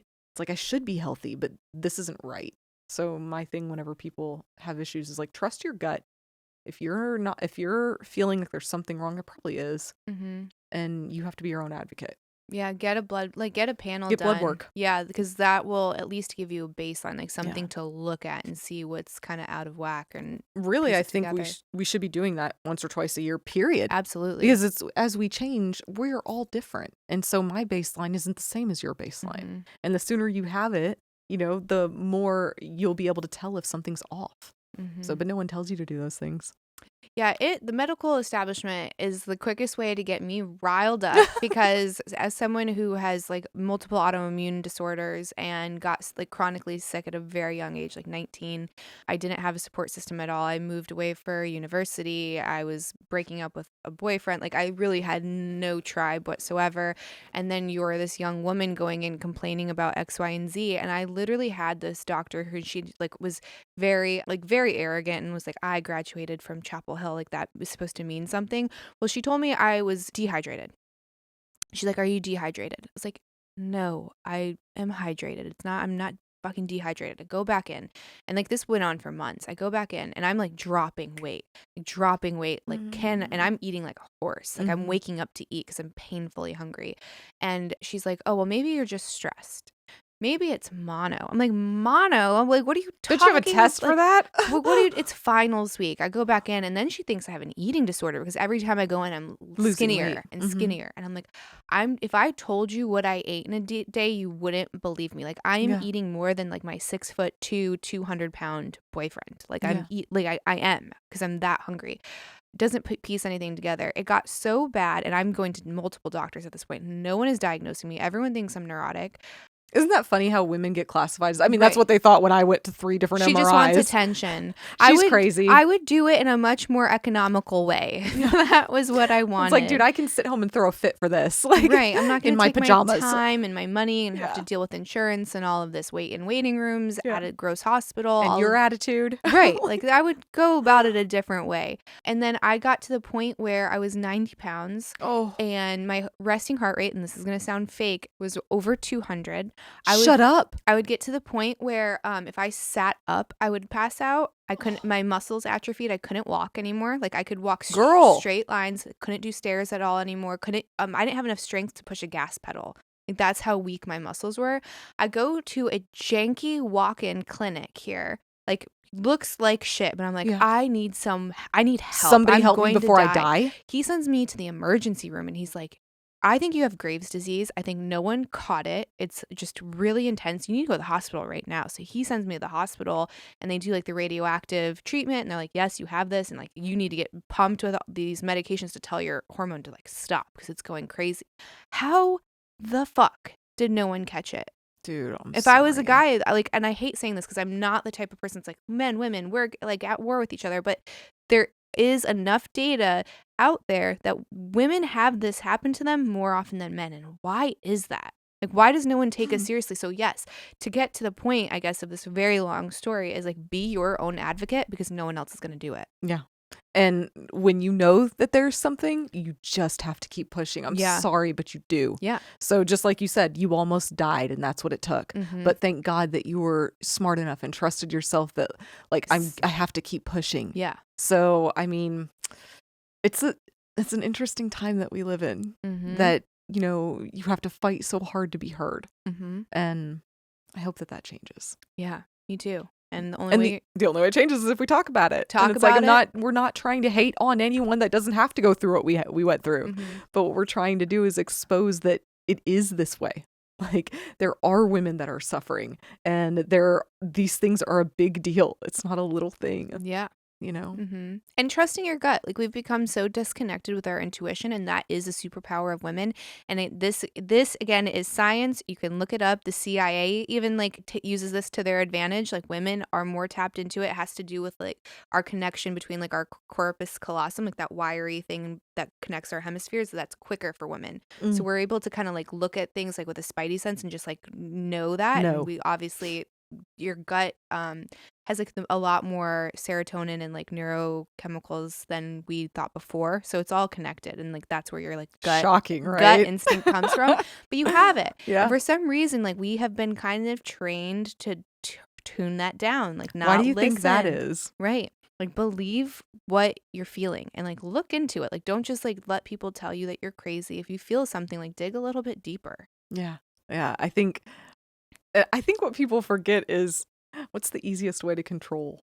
It's to make you stupid and make you not trust yourself. Like, let's stop pretending that there isn't a control thing going on here. There always is, and there always has been, and there always will be in the world. So it's just like, you need to understand that. And then you need to understand that it's your job to run your life, only yours. And you are your own advocate and you can create change. So if you are somewhere that you don't like right now, you're the only one that can take those steps to fixing that. And regardless of who did it wrong, this doctor, that doctor, push them to the side. I don't care. I don't care where they went to school. I don't care what their credentials are. I'm sorry. It doesn't mean anything to me. If you can't figure out what my thing is, then we're just not the right match. That's cool.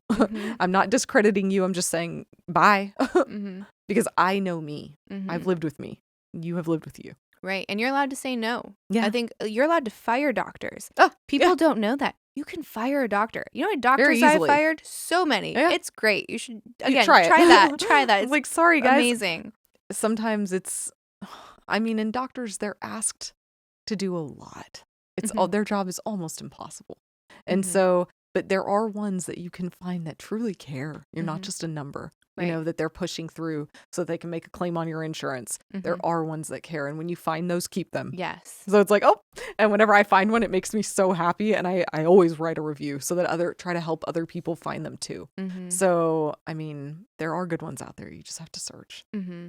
Yeah. So when it comes to, I guess, like transitioning into sovereignty and freedom and being unbridled, do you feel, because obviously you're an ambitious woman, right? Like you're not just like staying at home, and there's nothing wrong with that, but like you're not just staying at home and like being a housewife. Like you also have this amazing brand that you're building and you're an entrepreneur. You're still obviously very soft and feminine at the same time. So how do you balance out, I guess, that interdependence with a relationship instead of being codependent with a relationship? So like, how do you not lose yourself in a romantic relationship with someone else? And then how do you not also become so independent that there is not that overlap? Yeah. Girl, isn't that the question of the millennia? It's like, wow, I think it's much harder for relationships now than it ever has been before. And I think that that's something that you have to navigate with each person, right? And it's also, from my point of view, something that evolves and changes consistently. So if you're not willing to really take the time to look into your relationship and adjust for each other, it's not going to work. Don't get married. It's hard. It's like, this is not an easy route. You're asking two people that are completely different, regardless of what, your values are and all of that, genetically completely different, to say, hey, we're going to make this work. And so to me, it's definitely been an evolution with Charles. And after 12 years, we've gone through a lot of evolving, I feel like. But it's probably the number one thing I think is being able to give grace to each other and remember that, like, I want this person to be happy. That's what I care most about, whether it's happy with me or not, right? If you truly love someone, then you can say that. And I know I've had people be like, oh, you guys this or that. And it's like, I really don't care what you think because I know that I truly love that man more than, I mean, I think that he showed me what true love was. And it's not controlling someone. It's not having someone by your side. It's that I love you so much that I'm going to support you in what makes you happy and joyful, whether or not that works for me sometimes. Right. So it's willing to put the other person's joy and happiness above yours momentarily and not lose the fact that you still have to prioritize yours. So I think that ebbs and flows at times, right? Because you're both giving and taking. So I don't know if that answered your question, but I think it's just being okay with understanding that it's not always 50-50. Sometimes I give 80, sometimes he gives 20, sometimes he gives 99 and I'm only able to give 1, right? And we had a funny conversation the other day and I was just like, look, the PMS week, I cannot physically carry the emotional weight of our relationship. The other weeks of the month, I'm stellar at it because he has very low EQ, very high IQ, and I have very high EQ. So it's easy for me usually to balance and manage that. But I have learned over time that week I'm tired, right?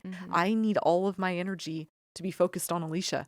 So if our relationship needs support, I'm going to need you to do it then. And he was like, wow, you've never said it that way before, but I get it. I was like, wow, just takes communication. That's kind of like the answer to everything when it comes to relationship is communication. And that I think the part that a lot of people miss out, including myself, is the active listening and not just like, I know exactly what I'm going to say to prove my point, but the active listening and then offering a safe space for them to be honest and vulnerable and then problem solve. It's like, what is the goal of this conversation? Is it to end up together and to fix and heal what's, what needs mending? Or is it to prove a point and say that I was right, or to make you feel like shit, or point out your flaws or your mistakes? So you kind of have to navigate it through that perspective. That lens of we're a team.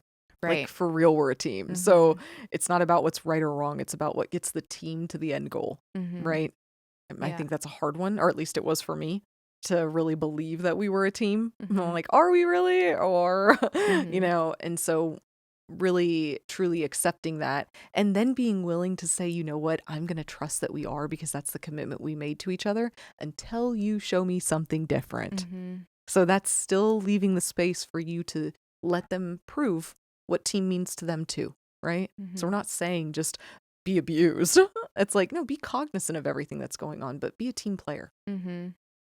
Yeah, a piece of advice I got that I always try to remember, and not always, like I'm obviously not perfect, is to always assume the best out of your partner. So when something happens that ticks you off, that you're like, okay, well, if I'm assuming the best out of him right now, like what is the reason that this thing happened? And then it can easily get you in a place where you can calm down. And it's in my case, it's usually right. So my husband has pretty bad ADD and he does a lot to mitigate it. Like he does a ton of meditating and introspective work, and very rarely does he take any medication for it. So he's like trying to, kind of contain it himself. And there are times where he is a lot more present than others. And then there is times where he is not. And one of my biggest pet peeves is like repeating myself or feeling like I'm not heard. Yeah.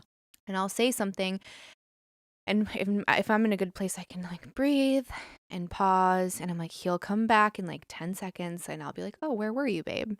What were you thinking about? Like, what were you dreaming about? And then you like playful, and it's fine. And there's other times where I am, have a short fuse and I'm not having a good day and I'm not like to the standard that I want to be at. And I'm like, what the fuck? You didn't hear me? How dare you? Never listen to me. The Gottman's test and it has predictability for relationships is being acknowledged. Just acknowledge me and all these things. And he's just like, oh my gosh, he's like, did you not see that I just came in, or I was like finishing a text or an email? Like there's maybe something I didn't notice that was a signal to like pause and wait for him to be in a position to be receptive to my question. Not all about me. Like I'm not on my phone, so you need to be paying attention to me right now. Isn't it funny how that's how we are? It's like I'm talking, so the world stops. Yeah. I know I got burned alive for this one, but something that works for Charles and I is when I want to speak to him, I just ask, hey, babe, is now a convenient time? I probably need 2 or 3 minutes from you for this topic. And people are like, oh my God, that's so businessy. And I'm like, oh my God, we don't fight that way. And he listens. So whatever works for you, because for men, it's about convenience. For women, it's about comfortability. So when he comes to ask me for something, he asks if it's a comfortable time. And I'm just like, I think it's so sweet. And it's just like, hey, dude, we all have so many things going on in our heads. Like, it might look like I'm doing nothing, but I'm thinking a million things. So if you want to connect, prioritize that by asking, is now a good time? It's common courtesy. Like, I think we forget it because it's so common to be together, right? So we forget that this is another person. We're not connected, you know? And so common courtesy still applies. We don't give that to our partners. No. Sometimes, and I say I should speak for myself. Well, I'll agree with you because me too. I know I'm guilty. I do not offer that to Eric a lot. Like there are times where I'm way more demanding and way more cold or abrasive than I would be with almost anyone else because you feel so safe. Comfortable. Yeah. So I guess, like at least I feel safe, but he doesn't deserve that. So it's also being like, how would I treat anyone else in this position? Like, don't let yourself get too comfortable to where you're not treating your partner how they deserve to be treated. Yeah. Yeah. It's, they say that kids do this too, right? So they save their worst behavior for their parent. They do. Yeah, they do. So it's like, it's a huge compliment because it means they feel safe with you. With everyone else, they bottle. Right? Okay. So that I have to be on my best behavior, or my teacher will be upset with me, my friends won't like me, or this or that. And so the way that children do it is that all of that saves up all day. And then when they see mommy, it's like, like throw up the feelings on you because they know you love them. And so it's like, hey, we as adults still sometimes behave that way. I've had so many moms ask me that question, so I'm going to have to share that clip with them. That's not my knowledge. Some psychologist told me this. Oh, here's how I feel with information. Like there's a difference between like bootlegging someone else's ideas and then also just like being a person that has acquired information from so many places. And then if you want to get really spiritual with it, it's like, well, whose information is that really? I agree with you. It's like, it's all it's a download, right? Yeah. Like all information that ever was, is, or going to be is present. Shared. Right. Yeah. And you're tapping into it. And again, if you want to go on a rabbit hole, if you look at really massive inventions throughout history, they've been invented like the same day in different continents before we had phones or ways of communicating. Isn't it crazy? So it's like, well, why is that happening? It's because there are these downloads, and it's like if you intentionally you're open to receiving, right? Be open to receiving, but like an exercise would be like try to consciously think of something right now. Like, okay, well, why did you pick car? Why did you pick a color? Where did that come from? Sit with that. You're not going to come up with an answer. Yeah. And if you are, please tell me. I'm curious. Yeah. So yeah, don't discount your own credit that you've accumulated through your life. And I think, give props where they belong, but also take your own credit, girl. Oh, thank you. I appreciate that. I just remember hearing it. And when I heard it, I think my children were young and I was like, oh, that makes sense. And the only reason it's important for moms to know is because then when they're acting like little shits, you can be like, oh, that's because he loves me. Like, okay, you feel comfortable. And then, of course, you have to teach them like, hey, I understand you need to unload your feelings. Something I love, and I learned it from one of my girlfriends, it's called holding the trash can. So basically you have all of these feelings that build up during the day or build up over days, however, long it's been. But it's like sometimes you just have to let them out. And when you let them out, they lose this power. When you keep them inside, it's like they build on each other and they multiply and it's so horrible. And it's like, oh, if you just let it out, all of it kind of just dissipates. So we just call it holding the trash can. So put your trash in there. Go ahead. And even your kids can do that with you. Mom, I just need you. They don't need a solution. They just need to get it out. And it's like, oh, I understand that feeling. Yeah, there's a couple exercises that I do if I'm having a really bad parenting day, like where I just feel very overwhelmed. So one of them, I think it's this Marcus Aurelius exercise, and I discovered it when my first son was only a few months old, thank God, because I still do it every single night. Like there's not been a night that I haven't done this mental exercise. I'm excited. Even when I'm in a good place, like it's just something that kind of guides me in like my principles of how I want to mother. It's every single night when you lay your child to bed, and however that is, like obviously you're not going to do bedtime every single night, but like however like that last touch point is with you, you behave in a way that they will not survive the night. And I can't, like, I say that even now and I get emotional because like I feel that, and like I understand like the vulnerability of life and not being able to predict when something might happen, right? Like you hear horrible stories, so it's no matter how bad your day is, like make sure that when you have that last touch point that it is where you want it to be. And your best is going to be different every single day. Like sometimes it's going to be rushed and it's like, I love you, but like I need to go take a minute, right? Because like you don't deserve for that version of me to show up right now because I don't have the patience. So like it's going to be quick. And then there's other times where you have like an hour bedtime and you're just both just like loving into it. So that's one of the pieces. And then the other one is, if you're having a hard day, is to pretend that for the day, your 80-year-old self, your 90-year-old self got the privilege to time travel back to this moment only once, only for this 24 hours. And it's like, okay, if you think about it that way, my kid could be writing all over the wall and throwing the food on the floor, and it could be like just a day of chaos. And how fucking beautiful is that? What a gift. Because at that point, my kid's gonna be in his 60s or 70s, and I'm probably longing for that squishy toddler. So just like the power of reframing things. Perspective. Yeah. It's like, oh yeah, I mean, because I'm listening to your stories about your kids and I'm like, I remember, and it's sweet and it goes by so quick. It doesn't feel like it in the moment, but it will be gone before you know it. Yeah. So those different stages of motherhood, and the way that I describe it, obviously I'm in the beginning stages of it, but already I feel like it's this balance between being so excited to welcome the new child that you're getting, and then also this deep mourning for this kid that you didn't get to say goodbye to.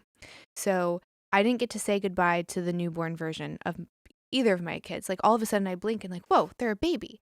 And then I didn't get to say goodbye to the baby of my oldest. Like, whoa, he's a toddler. Yeah. And right now I'm like just trying to be hyper aware. I'm like, we are on the cusp of toddler and little kid.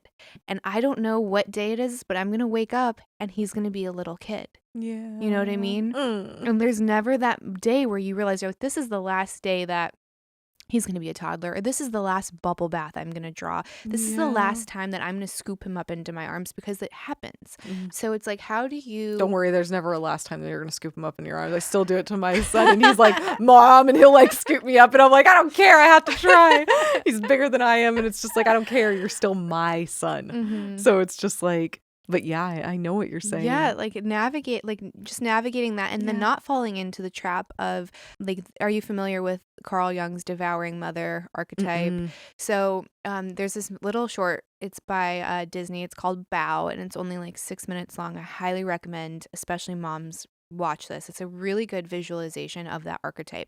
So it's this mom that through good intention, right, through pure love and the need to protect and like that biological urge to protect and like shield and consume, ends up overprotecting the child. Okay. So quite literally, like the mom in the movie like eats the baby. Oh, okay. And it's so important, especially for moms of boys, to be able to let them step into their manhood, right? There's in controversial author is Robert Bly, and he wrote Iron John, which was sensational back in like I think the 60s or 70s, and the feminists hate it.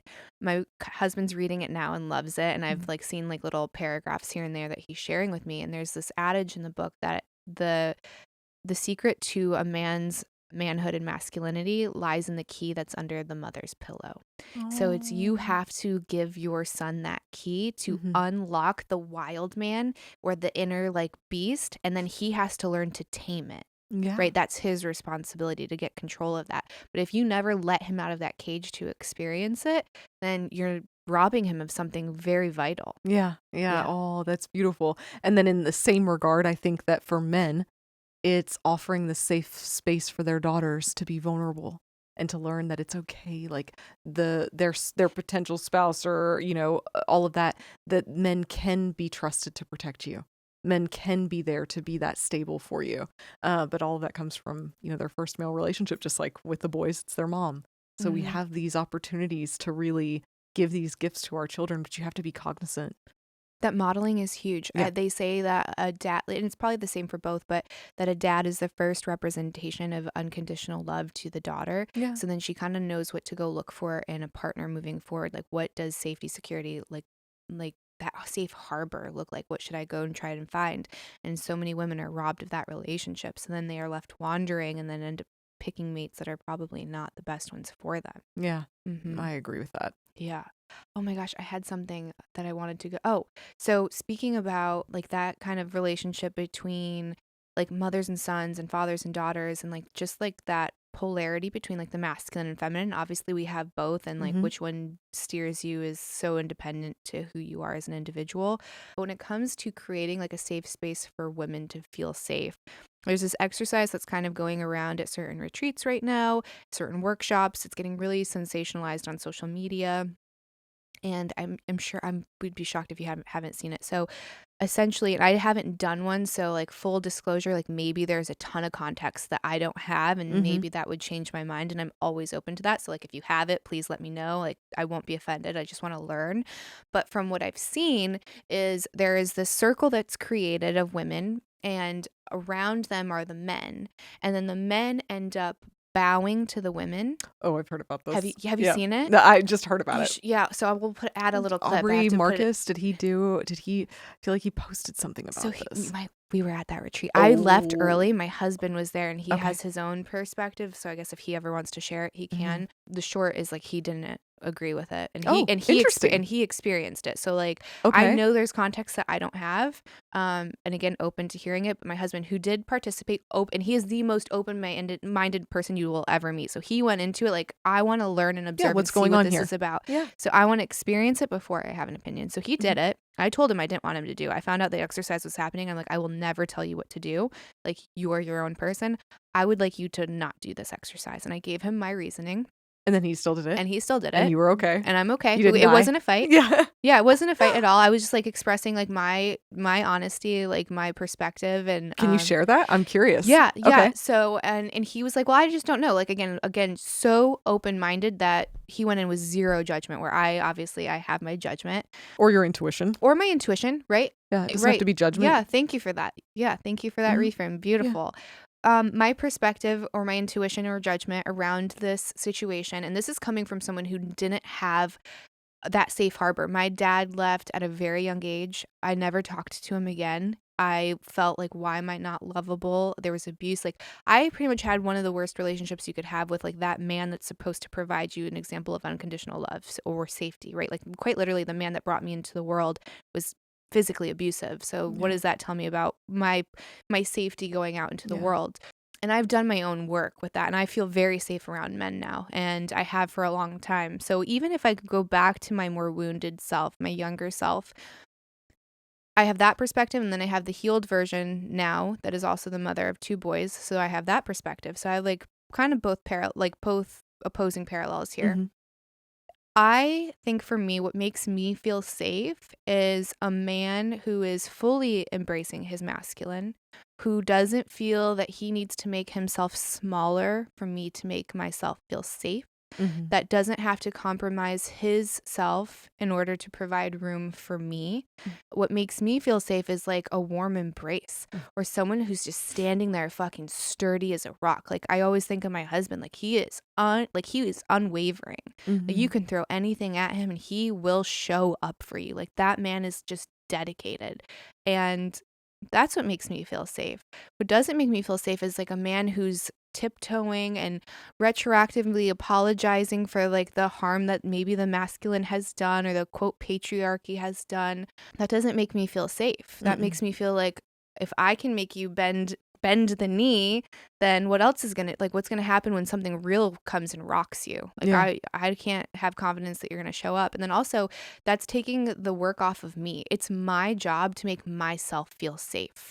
No one else can do that, right? Like, there's obviously situational stuff like dark alleys, etc. Right. But like that core feeling, like that neutral of safe, like, is my body constantly contracting? Like, this is something that I've had to work with. Like, I'm constantly in a Kegel.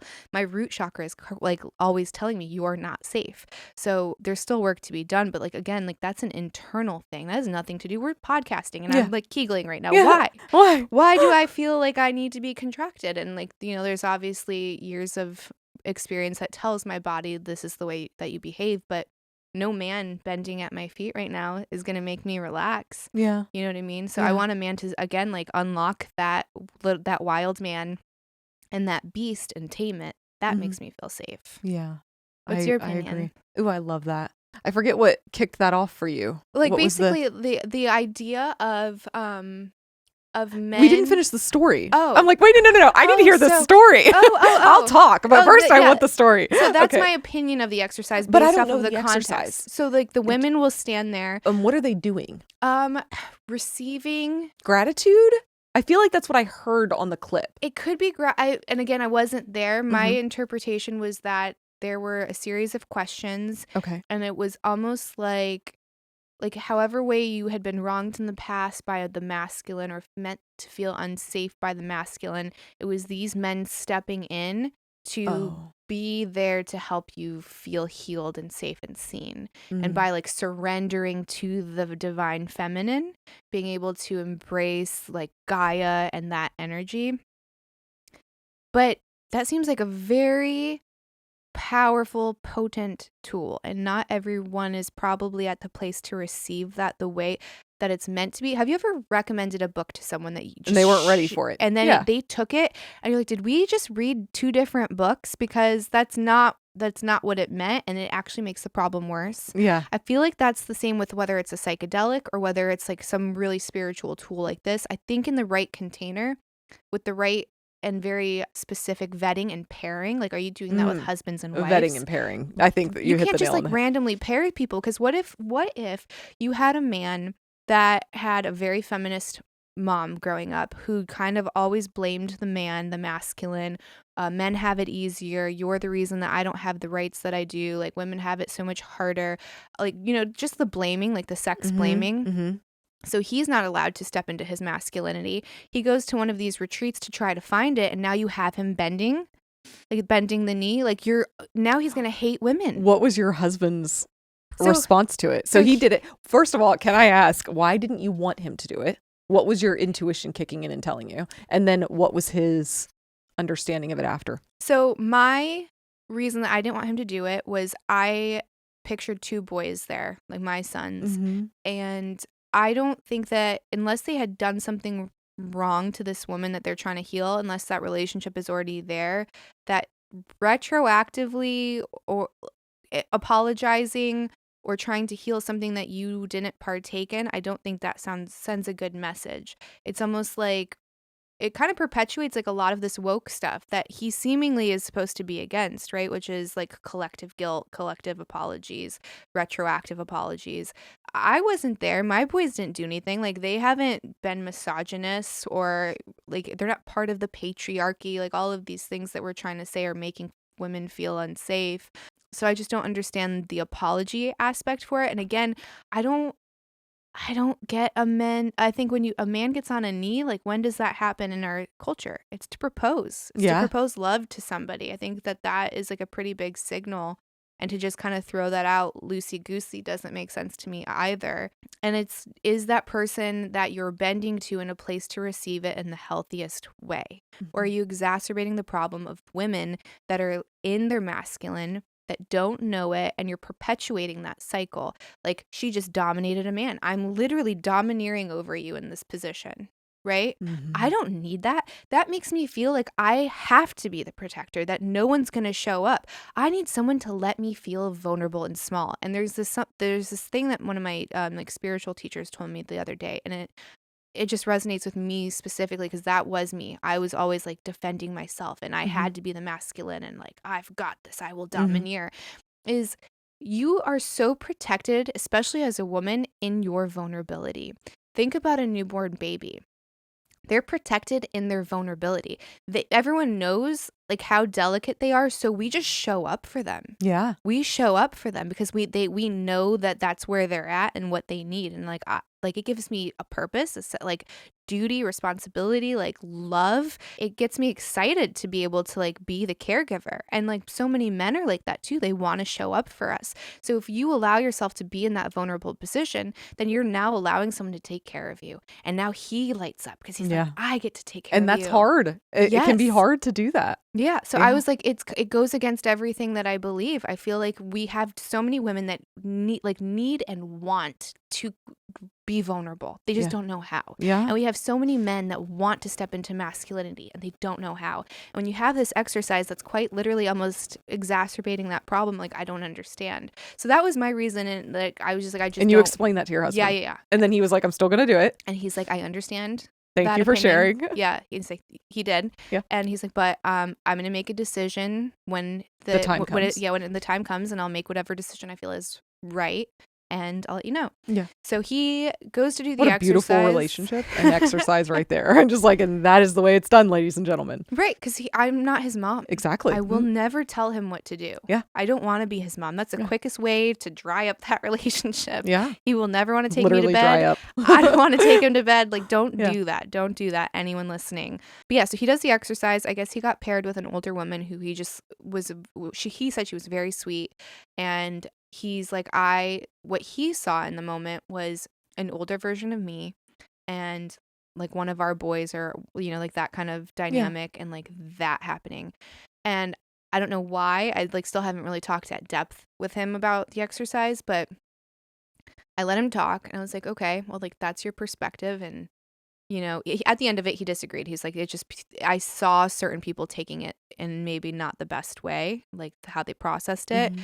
But yeah, I was like, I don't want my boys to ever bow down to me. Yeah, no. That's interesting. The clip that I saw, I feel like, if I remember correctly, portrayed it as a group of women, not a one-on-one. To me, that almost makes it even, I'm like, whoa, that's, if they were spouses, my spouse might be able to heal a wound that my father created because he is in, you don't allow your father into that space with you. You are born into that. Your father has that right as your father to be in that vulnerable space with you. And some fathers, unfortunately, knowingly or unknowingly abuse that, right? And I want to believe that most of them, it's unconscious, right? I don't consciously want to hurt you. But your father is given that right at your birth. And then your husband is given that right as a chosen. So I could see that your husband might be able to heal, something for you. But I don't think I would feel comfortable with another man in that exercise anyway. So very intriguing. Yeah. Because the way that I viewed it, I saw it as a group exercise is what I thought. There is a group of people, but you are paired with one person. Interesting. Yeah. Also, just totally like out there, but energetically, what are we doing here? Like, what are the energetics behind that exercise?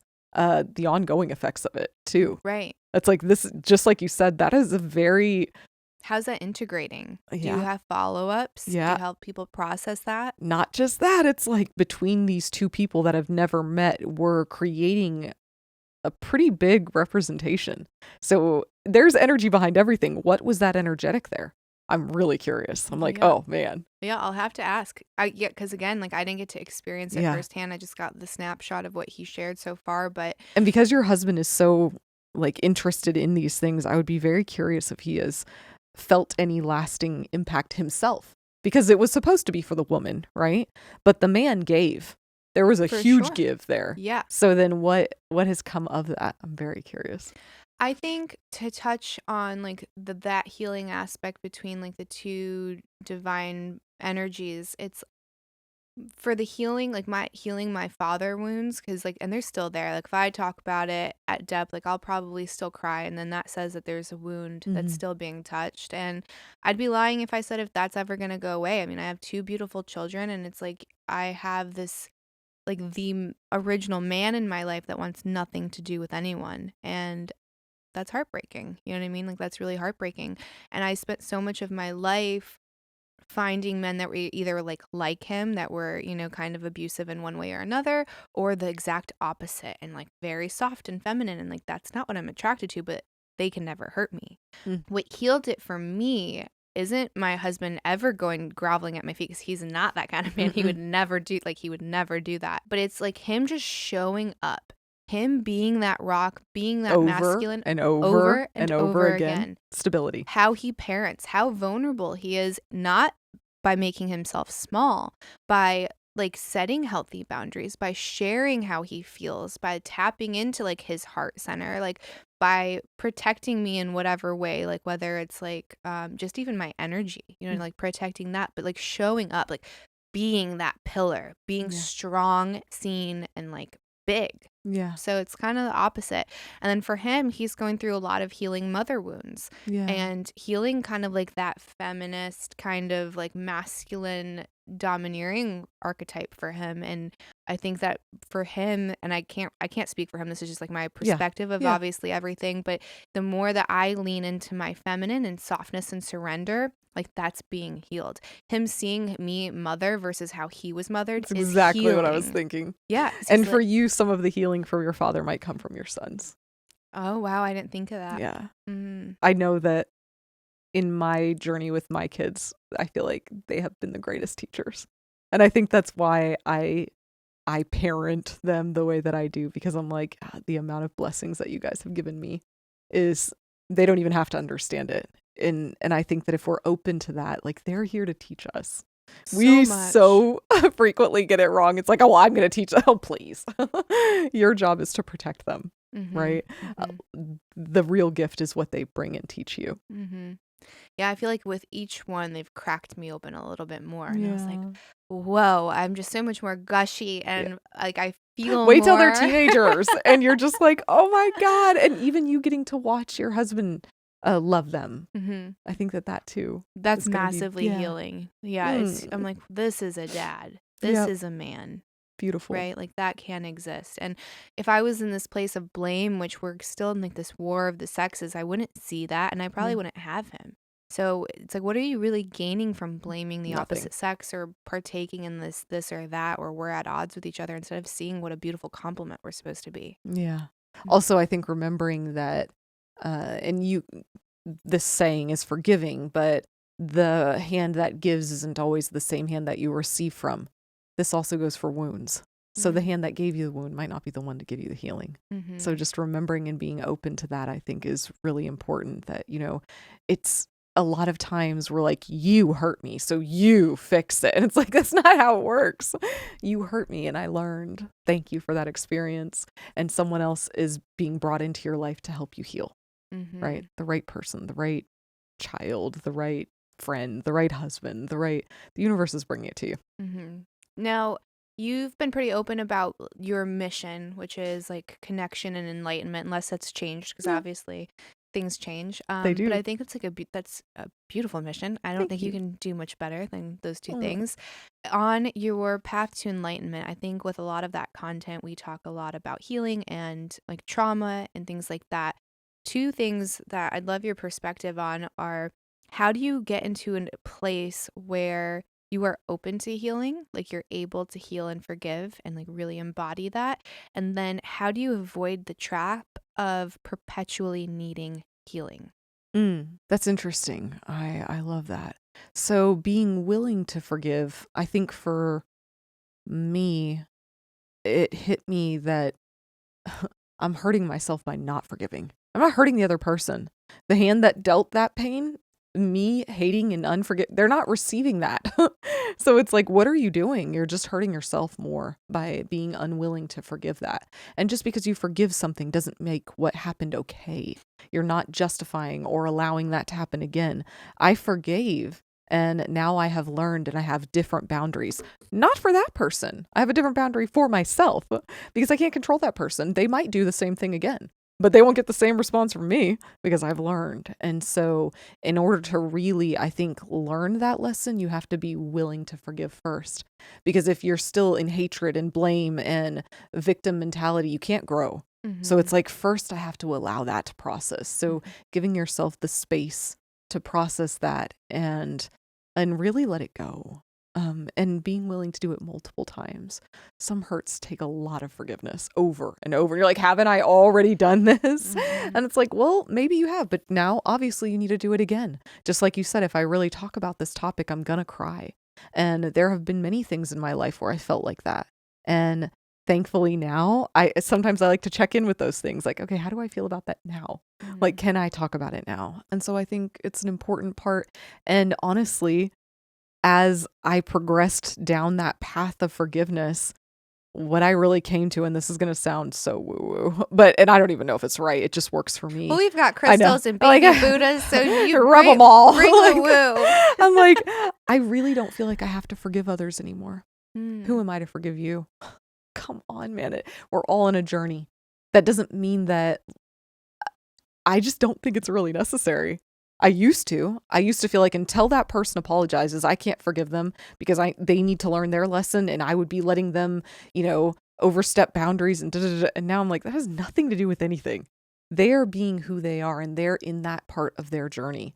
And all I can do is accept them for who they are and create new boundaries. So it sounds like you've even almost like transcended the idea of forgiveness. Not I know. like I don't need to forgive. I'm going to hold on to a grudge. Like there is no forgiveness because there is no wrong. I haven't been wronged. Yeah, you haven't wronged me. And I know that sounds so crazy, but I'm just like, I don't need to forgive anymore. It used to be such a big thing. Like, you have to acknowledge that you have wronged me. And now I'm just like, I don't care. I don't care, because now I look at your behavior and I'm like, do I want to continue with this? Do I want to still be here with you as you behave this way? Or am I going to create a new boundary for me? And me creating that new boundary does not mean I have to tell you I've created it. You're not allowed to treat me this way. I need an apology. No. I just observe you. I see how your actions make me feel. If I think there needs to be clarification because this isn't the way you normally behave, then I will do that. Or if you've shown me over and over that this is how you're going to behave and not change, then I have to set up a boundary for myself that when this, then that. It's very simple. And therefore, I don't have to forgive you. If you're still abusing that, then I need to look at myself. Because it's like, whoa, I'm allowing this. It's not you. It's me. Right? We don't think about forgiving our dog every time they bark, even though we don't like it. Right? It's like, okay, well, I'm either going to accept that that's who you are. I'm going to put a shock collar on you. Or I'm going to, there's only so many different things you can do. And then you can decide you don't want to have a dog. Right? Yeah. So I know sometimes that's where I'm at. Yeah. Well, I think we all hit that at different things in our lives. But I don't feel like it's necessary anymore. And now all the gurus go ahead. And God knows what kind of post you'll get on this one, but that's how I feel. No, that's really, I haven't heard anyone think that, because I think a lot of people get caught in the trap of thinking that they need the direct apology from whoever was like the perpetrator. Yeah. No, you do not. You can do these exercises by yourself, and it's not about them. No. Stop giving them the power. Right. The only power they had was to do the action. Don't give them any power on your healing journey. No. No, that's up to you. And I think relinquishing a lot of that energy. I mean, they've done studies that if you're holding on to, like, whether it's like anger or jealousy or whatever kind of grudge, it actually can manifest as weight, like actual physical weight on you. Feels that way. We all have experienced that. We feel the weight, but we also can gain the weight. So there is interesting. Yeah. Like you'll eat to compensate, or your body will start storing it, right? Like the body keeps the score. We process it in different ways. So some people that could be like belly fat or whatever. You're like, your butt starts getting bigger. And if you start doing, I just need to figure out who's fucked with me to make my butt bigger. I'm like, this is your fault. I'm just kidding. I knew it was something. Something's not what I was eating. Some kind of energy is back there. It's that big ass energy. Seriously. Sorry, I just totally derailed. That's the squirrel in me. I'm like, nuts. Okay. Butt? Did someone say butt? Did someone say a big butt? But when you start doing this healing, you could actually start seeing you lose physical weight, and then you'll start feeling better. So if you can get to the point where you don't even need to do those exercises because you're like, there was no wrongdoing and I'm not holding that, then that's amazing. But definitely, like, the worst thing you could do is nothing. Like, the worst thing is, if you have the feelings, right, is like harbor it and say, this is my righteous anger and I'm entitled to it. But on the flip side, so getting into those people that are perpetually healing, right? Like, there is almost a culture of, I'm broken. I'm so broken, and my traumas, and this is my 17th ayahuasca journey in 2 days, and God told me through a direct download, like, all of, like, it's everywhere. And it's not to say that this doesn't happen with some people, but there are people that are abusing it or that are identifying with this perpetuated victim mentality. Unconsciously, I assume most of it, right? Yeah, hopefully it's not conscious. But how do you start to wake up, or are there any traps to avoid in constantly being stuck in healing culture? That is a really good one. I remember I had a coach one time tell me, you don't need to read any more books, Elisha. And I was like, what do you mean I don't need to read any more books? She was like, no, you need to look inside of you. The wisdom's already there. And we kind of hit on that earlier. The wisdom isn't owned by anyone. It's there if you want to access it. And so will we all always be on a journey of growth? Yes. Am I always on a journey of healing? No. And I think that I'm on even less journeys of healing as I've accepted that there's nothing to forgive. These are all growing experiences. That's it. That's all it is. It's just a game. It's like, oh, okay, this happened and now I get to grow and I can set a new boundary for myself. I'm creating my reality. We all are. And so even especially with close relationships, when I feel hurt, that's a cue to me of like, okay, I feel hurt. What am I going to do about this? Am I going to talk with them about it? Am I going to set a new boundary for myself? And the most beautiful thing is when you can feel that and then you can wish the person the best. It's like, you know what? I hope that all of your heart's desires come true. I hope that all of the love, joy, and happiness that you're looking for, you find. And in that, so will I. So I don't have anything to back that up. It's just my own journey of what I've experienced. And I'm not saying that's always easy, but I do think that when you associate healing to it, you're also accepting some victim. And it's like, yes, we've all been victims at times. You can't help that, but you can choose how you respond to that. So, yeah. Yeah. And then I guess just for me, my perspective would be asking, are you staying somewhere really long because of the sense of community that you're getting there that you're not getting elsewhere? Like if you heal, then maybe you're not allowed in that club anymore, or maybe you're not going to have those same, like that same tribe. And then what does that look like? How do I go back into the big world by myself? And I think that can be overwhelming. But I think a really good calibrator is just like looking who you surround yourself with most of the time. Is everyone else also healing, broken, trying to, like never arriving, right? And like maybe that's not the right way to put it, because I think like if I say arriving, then that means you're done. Like I don't mean that by any stretch, but just a place where you're content. We're not blaming, we're not trying to mend, you're just being able to like look at your surroundings. And be so happy with it. Accepting where you are and where others are in their journey. It's like it's not about the destination, it's about the journey. And it's like we can create this journey to be as painful as we desire or as beautiful. So it's, where do you want to put your focus? Are you looking for the bliss and the magic? Because whenever I focus on that, so much more of it happens. And I'm just like, oh my God, look at this. I kind of was telling you a story the other day, like I've been here for weeks. You can never trust me when I'm like, oh, the other day, that could be like 2 days ago, 2 hours ago, or 2 years ago. It's like, who knows? Time is a construct. Yeah, it's not real.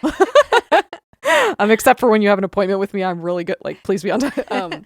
No, but that being said, I think it's interesting how you choose to look at facts creates your reality. So our assistants had a mess up on like what days I was supposed to be here, when flights were. And I chuckled with myself because 5 years ago, I would have been so annoyed. I think you or your assistant sent my assistant like, hey, if we need to reschedule, it's totally fine. And I was just like, oh no, you don't need to reschedule, just fix it. Like it's going to fall into place, right? And that's when I chuckled, because I was like, 5 years ago, I would have been so uptight about it. And I'm like, oh no, magic is happening.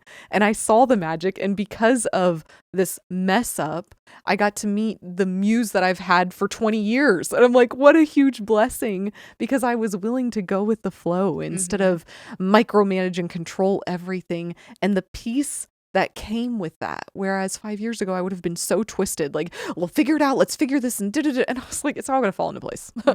It just is. And I trust that God or the universe knows more than I do. So, and that it's all working out for my good. Divine intervention. Yeah, or divine creation. I'm like, I was the only one.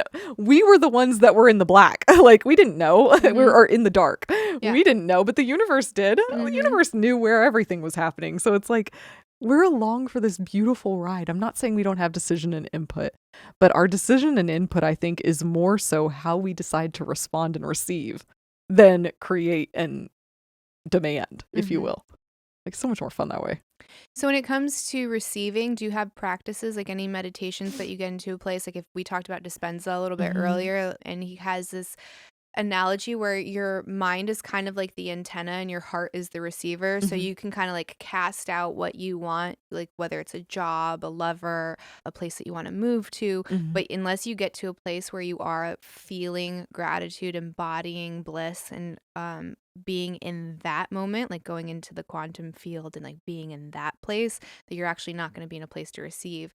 And again, we're getting in the woo. We've got the I crystals. love the woo, man. Women are just like, we're more able to receive. Like we're able to like We're create. built for it. Right. We're like built for it. But I think a lot of us, because of where we're like living in this domineering energy, we're blocking it unknowingly. So how do you get into a place where you can like tap into the receiving energy and like that bliss and gratitude? Yeah.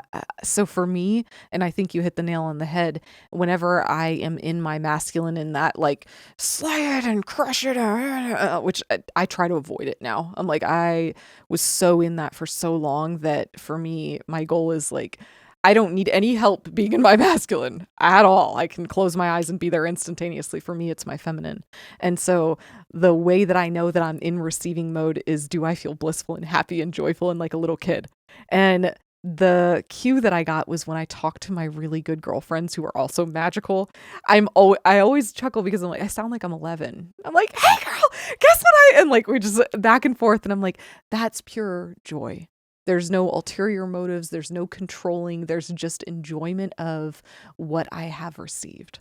Right. And so I try to remind myself of that feeling and get back to that. And we kind of hit on that yesterday. It's about feelings more so than I want this car. I want this house. I want the feeling. What is the feeling that I think that I'm going to have by having that thing? And then what I'm looking for and placing out into the universe is that feeling. How the universe brings me that feeling, that I am open to. Some people might not be, I have to have this specific car, but I think that creates resistance, and resistance doesn't create anything good. So I'm like, no, I'm open to, if I want that car that I think I want, really what I'm wanting is the freedom and the feeling that I think I will get driving that car, going 120 miles an hour, or the wind in my hair, the top down. That's what I'm really looking for. And so that's what I concentrate on when I'm meditating, is the feelings. Yeah. I don't know if that's right or not. But all of this woo-woo stuff, it's like, who knows? Who knows? Let's just see. Are you Try it out. happy? You know, are you joyful? Are you able to be you? Then I think that tells whether it's working or not. Well, I can't believe it, but we've been here for over 2 hours. Get out. This is what happened last night, dude. We entered like 10 o'clock. We're like, oh my gosh, she's at a 3-hour dinner. Sorry, guys. We seriously should have made this 3-part series. No, you can. I mean, it's yours. Do what you want with it. Yeah. Oh my gosh. You were so lovely. Oh, I could do thank this for another 2 I hours enjoyed you very too. easily. Before we leave, do you want to tell the listeners where they can follow you, how they can support you, and maybe any projects that you're working on? Oh, sure. So just Elisha Covey on Instagram or TikTok, whatever is easier for you. Also YouTube. So pretty much anywhere. It's just Elisha Covey. And new things that I'm working on. Hopefully this year I'll have a cookbook out from my bakeries, which was my first entrepreneurial venture. So be looking out for that one, Couture Cupcakes, this year. And a few more surprises, but we'll just let those kind of come out as they do. Awesome. Yeah. Well, thank you so much. And thank you for listening. If you have a minute, please leave a 5-star review. That helps with the algorithm. Hit like and subscribe, and we'll see you next time. Yay. Bye, everybody.